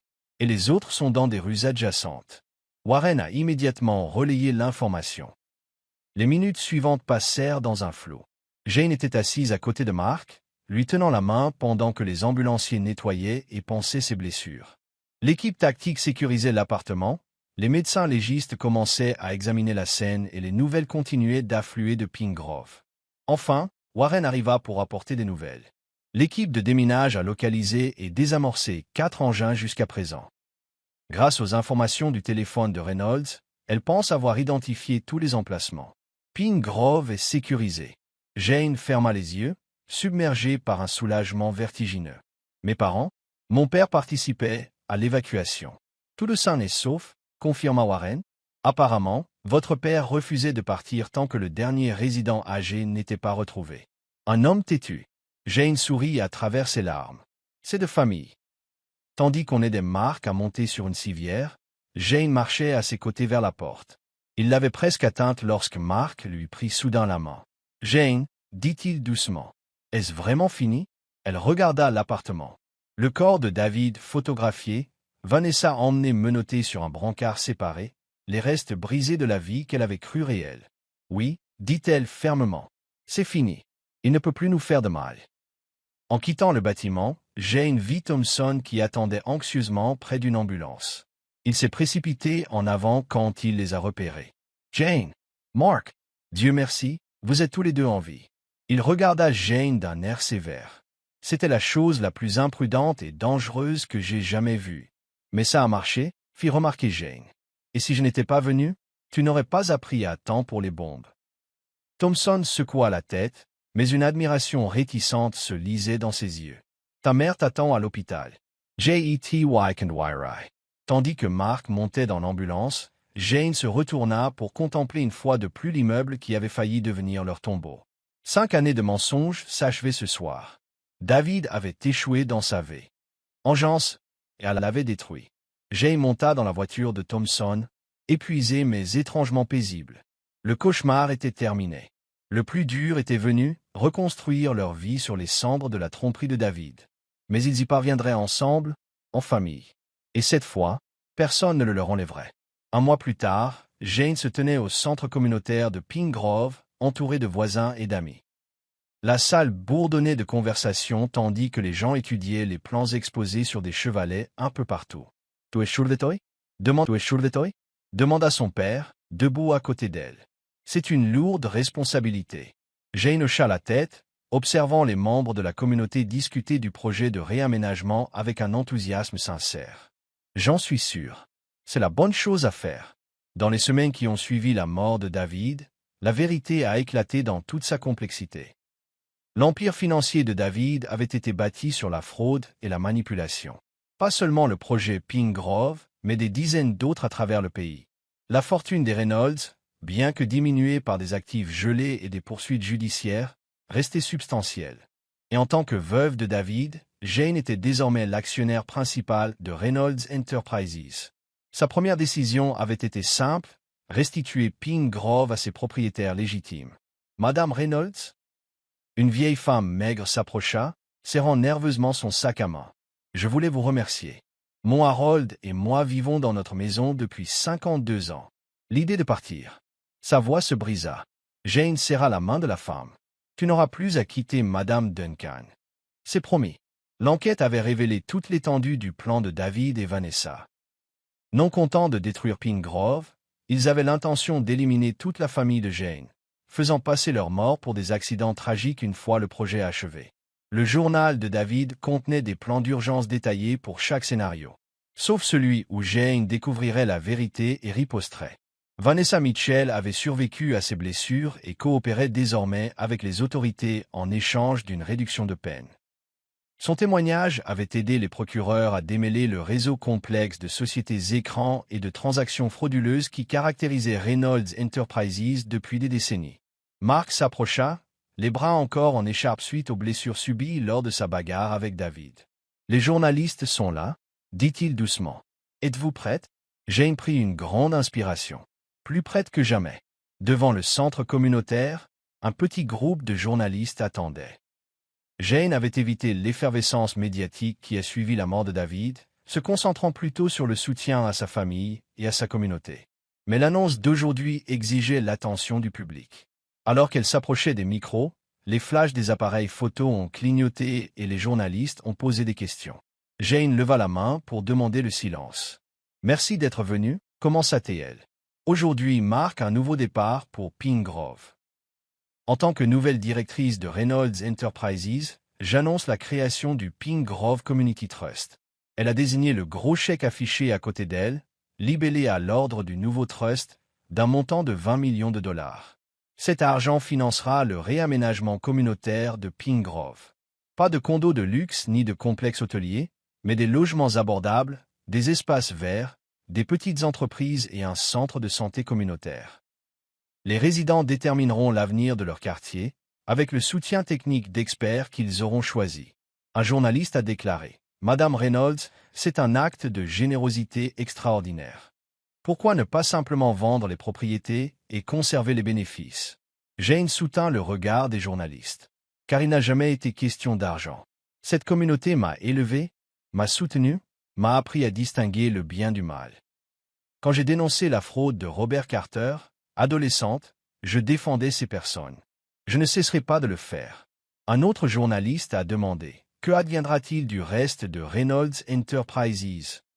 L'entreprise est en cours de restructuration, a expliqué Jane. Les entreprises légitimes continueront de fonctionner sous une nouvelle direction.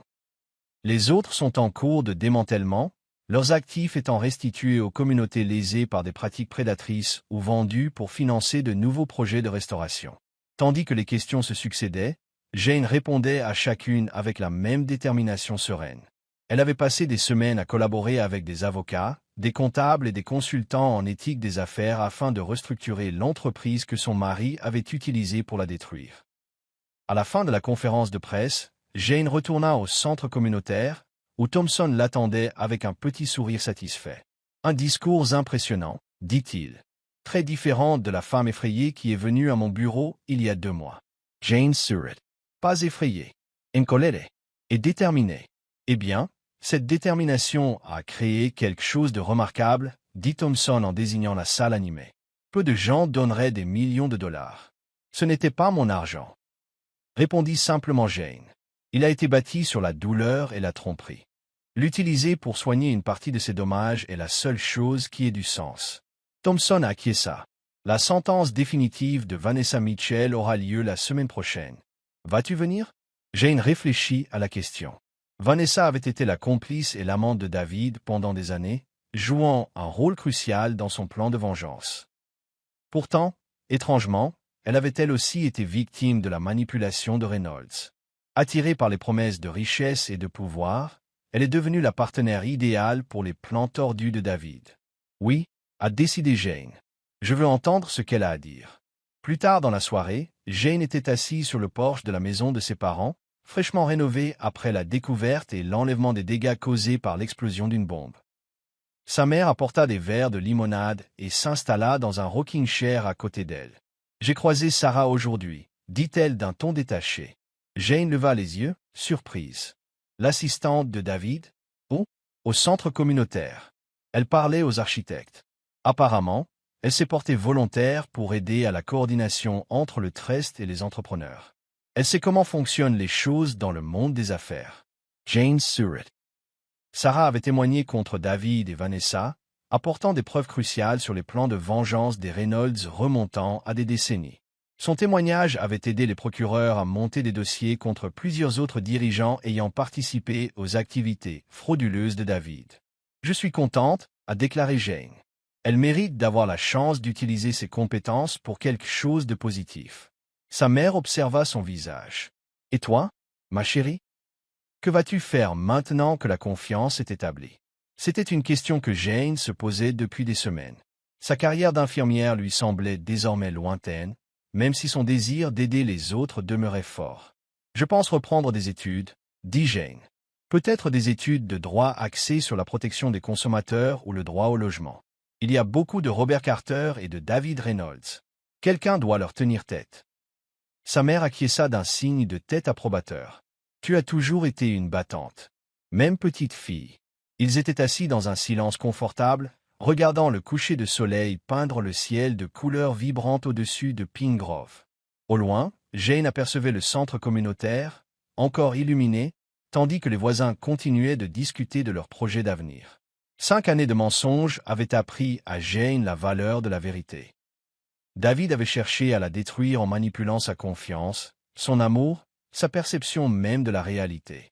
Finalement, il avait échoué, non seulement parce que Jane avait découvert sa tromperie, mais aussi parce que ses valeurs profondes étaient restées intactes malgré ses efforts. Son téléphone vibra, un SMS de Marc lui parvint. « Maman avait encore fait trop de lasagne. Je viens partager avec vous.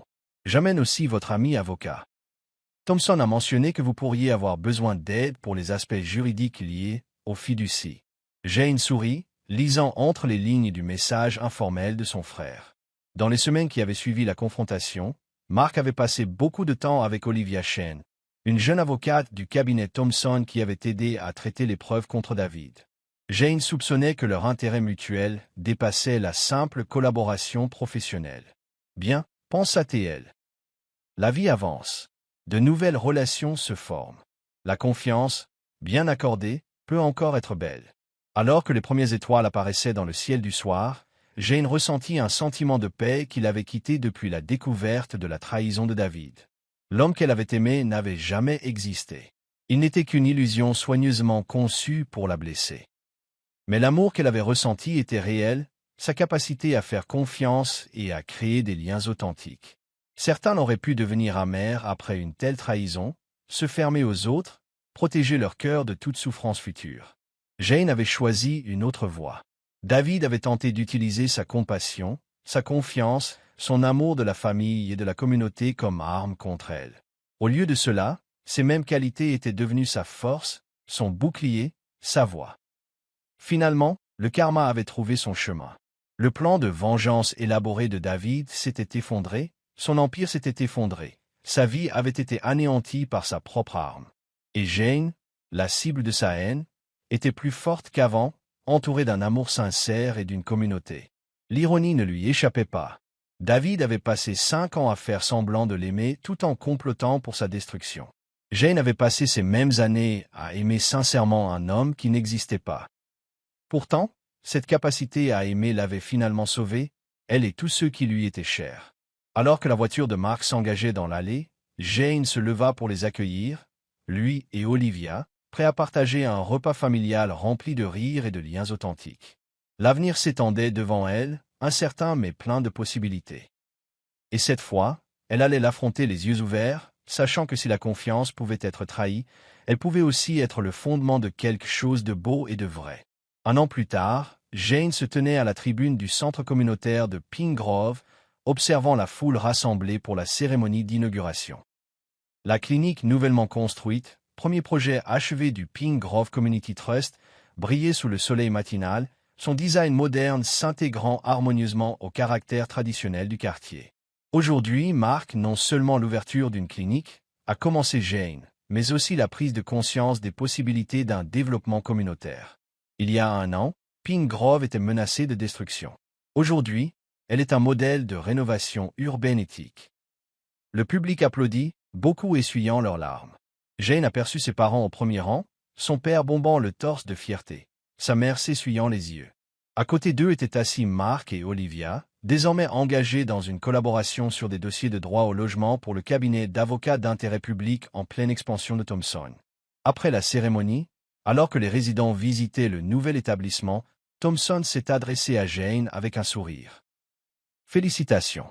D'un désastre potentiel à une victoire en seulement 1 an. Un travail impressionnant. Jane secoua la tête avec modestie. Je viens de fournir les ressources. La communauté a fait le vrai travail. À propos de ressources, Thompson a demandé en baissant la voix. Avez-vous entendu parler de Vanessa Mitchell? Jane hoche la tête.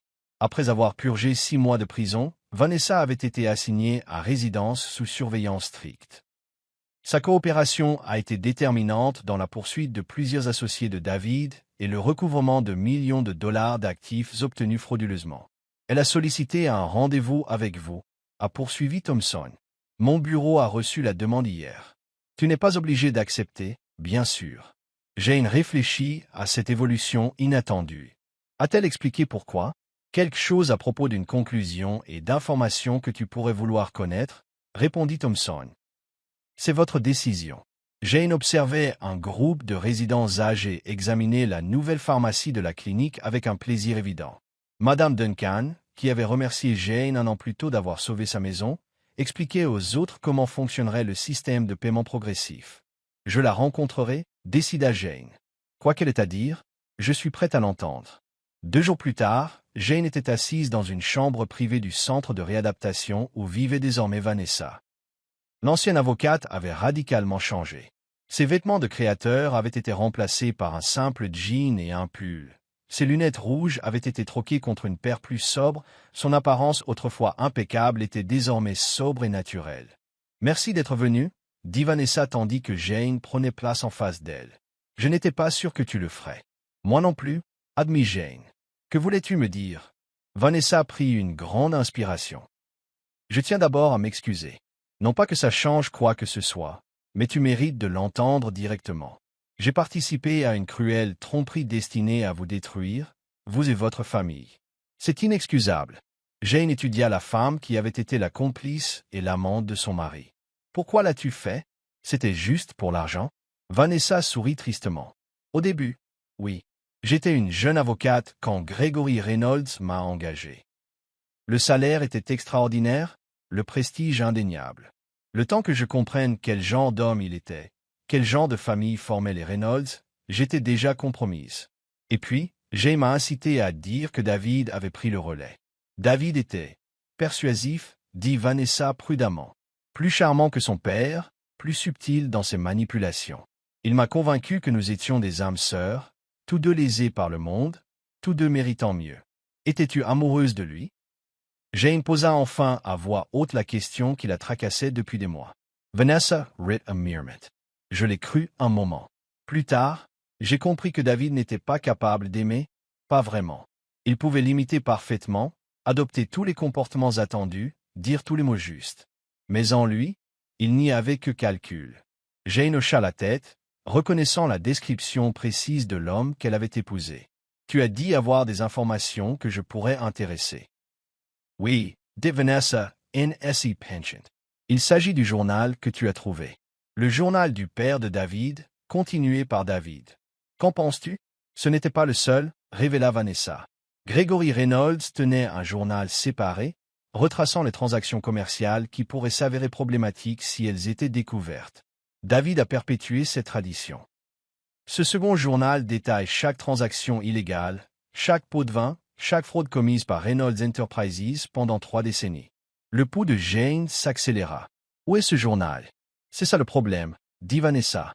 David ne m'a jamais dit exactement où il le rangeait. Mais il a mentionné une fois qu'il était caché, là où même Jane ne regarderait jamais. Ça te dit quelque chose? Jane réfléchit un instant, puis comprit. La chambre d'enfant, murmura-t-elle. Vanessa parut perplexe. Quelle chambre d'enfant? Expliqua Jane. Dans notre appartement terrasse. David avait fait aménager une chambre comme chambre d'enfant, même si nous n'avions pas d'enfant. Il prétendait que c'était pour notre future famille. J'y allais rarement, c'était trop douloureux, un rappel de ce que nous n'avions pas. Ça ressemble exactement au genre de refuge psychologique que David choisirait, acquiesça Vanessa. Jane s'éleva. Il faut que je retrouve ce journal. La restructuration de Reynolds Enterprises est en cours. Disposer d'archives complètes sur les fraudes passées garantirait une juste réparation à toutes les victimes. Il y a autre chose, dit Vanessa avec hésitation. Quelque chose de personnel. Jane marqua une pause. Qu'est-ce que c'est? Ton mariage, dit doucement Vanessa. Le plan de David, le plan de son père, avait toujours été de te détruire. Mais quelque chose d'inattendu s'est produit. Que veux-tu dire? Vanessa regarda Jane droit dans les yeux. David avait changé au cours de ces 5 années. Pas fondamentalement, il poursuivait la vengeance de son père. Mais vivre avec toi, faire l'expérience d'une gentillesse et d'un amour authentique pour la première fois, l'a affecté. Il a commencé à me cacher des choses, remettant en question certains aspects du plan. Êtes-vous en train de dire qu'il a développé de véritables sentiments pour moi? Demanda Jane, incrédule. Je dis qu'il était confus, expliqua Vanessa. La frontière entre performance et réalité s'estompait pour lui. Il n'aurait jamais abandonné complètement le projet, sa loyauté envers la mémoire de son père était trop forte. Mais vers la fin, il a parlé de trouver des moyens d'accomplir sa vengeance sans te faire de mal personnellement. Jane a accueilli cette révélation avec des sentiments mitigés. Pourquoi me le dire maintenant? Parce que tu mérites de savoir que ta capacité à aimer était si puissante qu'elle a commencé à affecter même quelqu'un d'aussi blessé que David Reynolds. A dit Vanessa. Ce que tu as vécu n'était pas entièrement faux. Cet homme était incapable d'aimer véritablement, mais tu as failli lui apprendre comment. Jane a quitté le centre de réadaptation, l'esprit en ébullition. La possibilité d'un autre journal rempli de preuves des crimes de Reynolds était sa principale préoccupation. Mais la dernière révélation de Vanessa persistait dans ses pensées. Ce soir-là, Jane visita le Pentouse pour la première fois depuis des mois. Après la mort de David, elle était retournée vivre dans une petite maison à Pine Grove, incapable de vivre entourée des souvenirs de leur mariage fictif. Le Pentouse était resté intact, conservé en fiducie en attendant le règlement complet de la succession de David. L'agent de sécurité l'avait immédiatement reconnu et l'avait escorté à l'étage avec une courtoisie respectueuse. « Tout est comme vous l'avez laissé, Madame Reynolds. Personne n'a été autorisé à entrer, sauf le service de ménage mensuel. » Jane le remercia et entra dans l'appartement silencieux. L'espace lui semblait à la fois familier et étranger. Le décor d'une vie qui n'avait jamais existé. Elle traversa le salon, passa devant la cuisine où elle et David avaient partagé d'innombrables repas, et descendit le couloir jusqu'à la pièce où elle était rarement entrée. La porte de la chambre d'enfant était fermée. Jane se tenait devant, prenant une grande inspiration avant de tourner la poignée. À l'intérieur, la pièce était parfaitement préservée. Mur jaune pâle, berceau blanc qui n'avait jamais accueilli de bébé, chaise à bascule où aucune mère ne s'était. T'es jamais assise. Cette pièce dans le cadre de sa supercherie élaborée, sachant que la visite de Jane serait douloureuse. Là où même Jane ne regarderait jamais, murmura-t-elle en scrutant méthodiquement la pièce. Le mobilier était de haute qualité, mais standard. Rien qui dissimule visiblement un compartiment secret. Jane vérifia d'abord le placard, puis sous le matelas du berceau. Rien. Elle examina la table à langer, l'étagère remplie de livres pour enfants qu'ils ne liraient jamais ensemble. Après 30 minutes de recherche, Jane s'assit dans le fauteuil à bascule, frustrée. Si le journal existait, où David le cacherait-il dans cette pièce? Son regard se posa sur le mur en face d'elle, recouvert d'illustrations de comptines encadrées.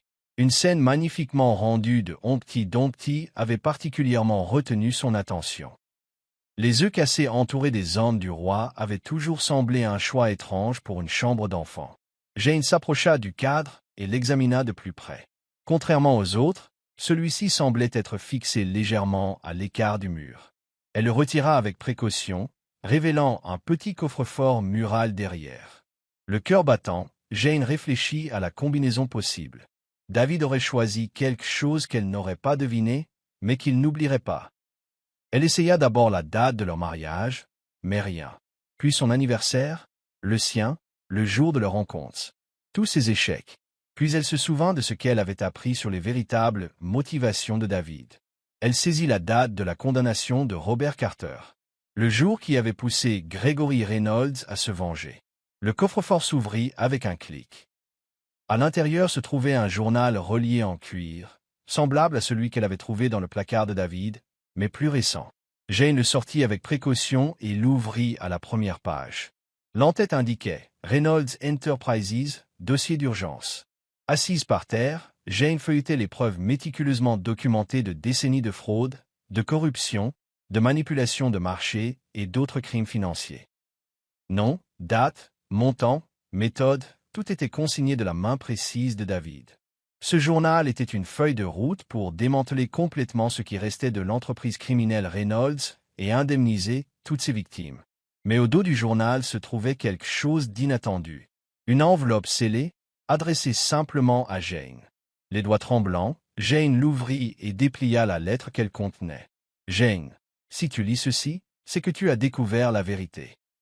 Je suis probablement mort ou emprisonné. Cette issue était une possibilité dans le plan de mon père, même si ce n'était pas celle qu'il préférait. Ce journal contient tout ce qu'il faut pour démêler ce qui reste de Reynolds Enterprises. Utilisez-le comme bon vous semble. Mon père serait furieux, mais il est parti, et je me sens de plus en plus incertain quant à la voie qu'il m'a tracée. Tu mérites de savoir que si notre mariage a débuté par une vengeance de mon père, il est devenu compliqué pour moi. La frontière entre la performance et la réalité s'est estompée. Je me disais que c'était juste un excellent jeu d'acteur de ma part, mais il y a eu des moments sincères, où j'ai oublié pourquoi je t'avais épousé. Cela ne change rien, bien sûr. J'ai quand même exécuté le plan de mon père. Je t'ai encore trompé de la manière la plus fondamentale qui soit. J'avais toujours l'intention de détruire tout ce que tu aimais. Je ne peux te pardonner, et je n'en demande aucun. Mais sache que tu as failli accomplir l'impossible. Tu as failli apprendre à Reynolds à aimer. Si quelqu'un avait pu me sauver de moi-même, c'était toi. La fortune que tu contrôles aujourd'hui a été bâtie sur la tromperie et la souffrance. Tu peux peut-être t'en servir pour créer quelque chose de meilleur. Tu as toujours été plus fort que je ne le pensais. David. Jane était assise, immobile, la lettre à la main, submergée par des émotions contradictoires. Colère, chagrin, justification et un étrange sentiment de clôture. L'homme qu'elle avait aimé n'avait jamais vraiment existé, et pourtant, à sa manière, David avait reconnu la puissance de ce qu'elle lui avait donné. Elle se leva enfin, rangeant le journal et la lettre dans son sac. L'épreuve serait remise à Thompson demain, achevant ainsi le démantèlement de l'Empire Reynolds qui avait fait tant de mal. En traversant une dernière fois le Penthouse, Jane se sentit plus légère. La vérité, toute la vérité, était enfin connue. La dernière confession de David ne changeait rien à ce qu'il avait fait, mais elle confirmait ce que Jane croyait. L'amour n'est jamais perdu, même lorsqu'il est donné à quelqu'un d'incapable de le rendre pleinement. 3 mois plus tard, Jane se tenait sur une petite estrade à Pine Grove Park, coupant un autre ruban. Cette fois, la célébration marquait l'inauguration de logements sociaux construits sur des terrains autrefois destinés à des copropriétés de luxe. D'anciennes propriétés Reynolds du quartier avaient été transformées, des pépinières d'entreprises, des jardins communautaires, Une garderie et désormais des logements pour les familles qui auraient été déplacées par le projet initial de David. Le projet de renaissance de Pine Grove continue de dépasser les attentes, a annoncé le maire, rayonnant devant la foule. Et nous le devons à la vision et à la générosité de Jane Reed.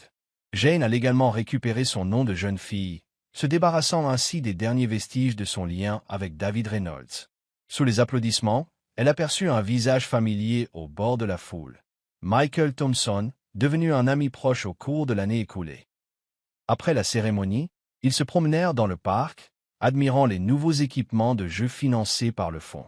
Les derniers actifs de Reynolds ont été liquidés, a annoncé Thompson. Grâce au second journal, nous avons identifié et contacté toutes les victimes connues. Les versements de dédommagement commenceront le mois prochain. Bien, dit simplement Jane. Et Vanessa? Elle accomplit ses travaux d'intérêt général et suit une thérapie. Son témoignage a été précieux lors des dernières poursuites. Thompson jeta un regard curieux à Jane. Des regrets?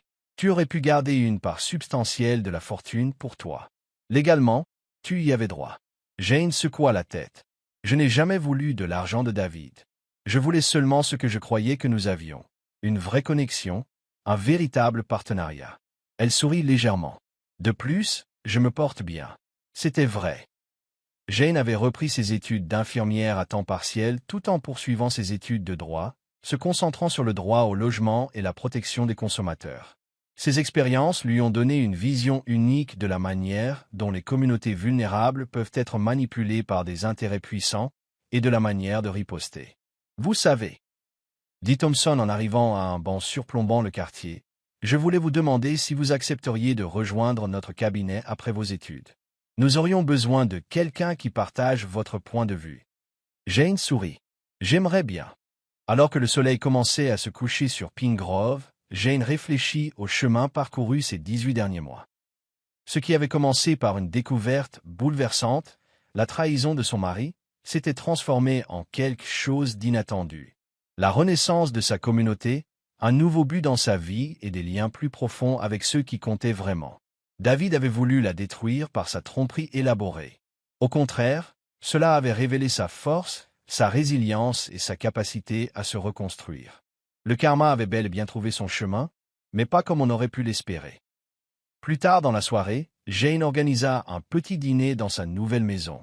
Une maison modeste mais confortable près de ses parents.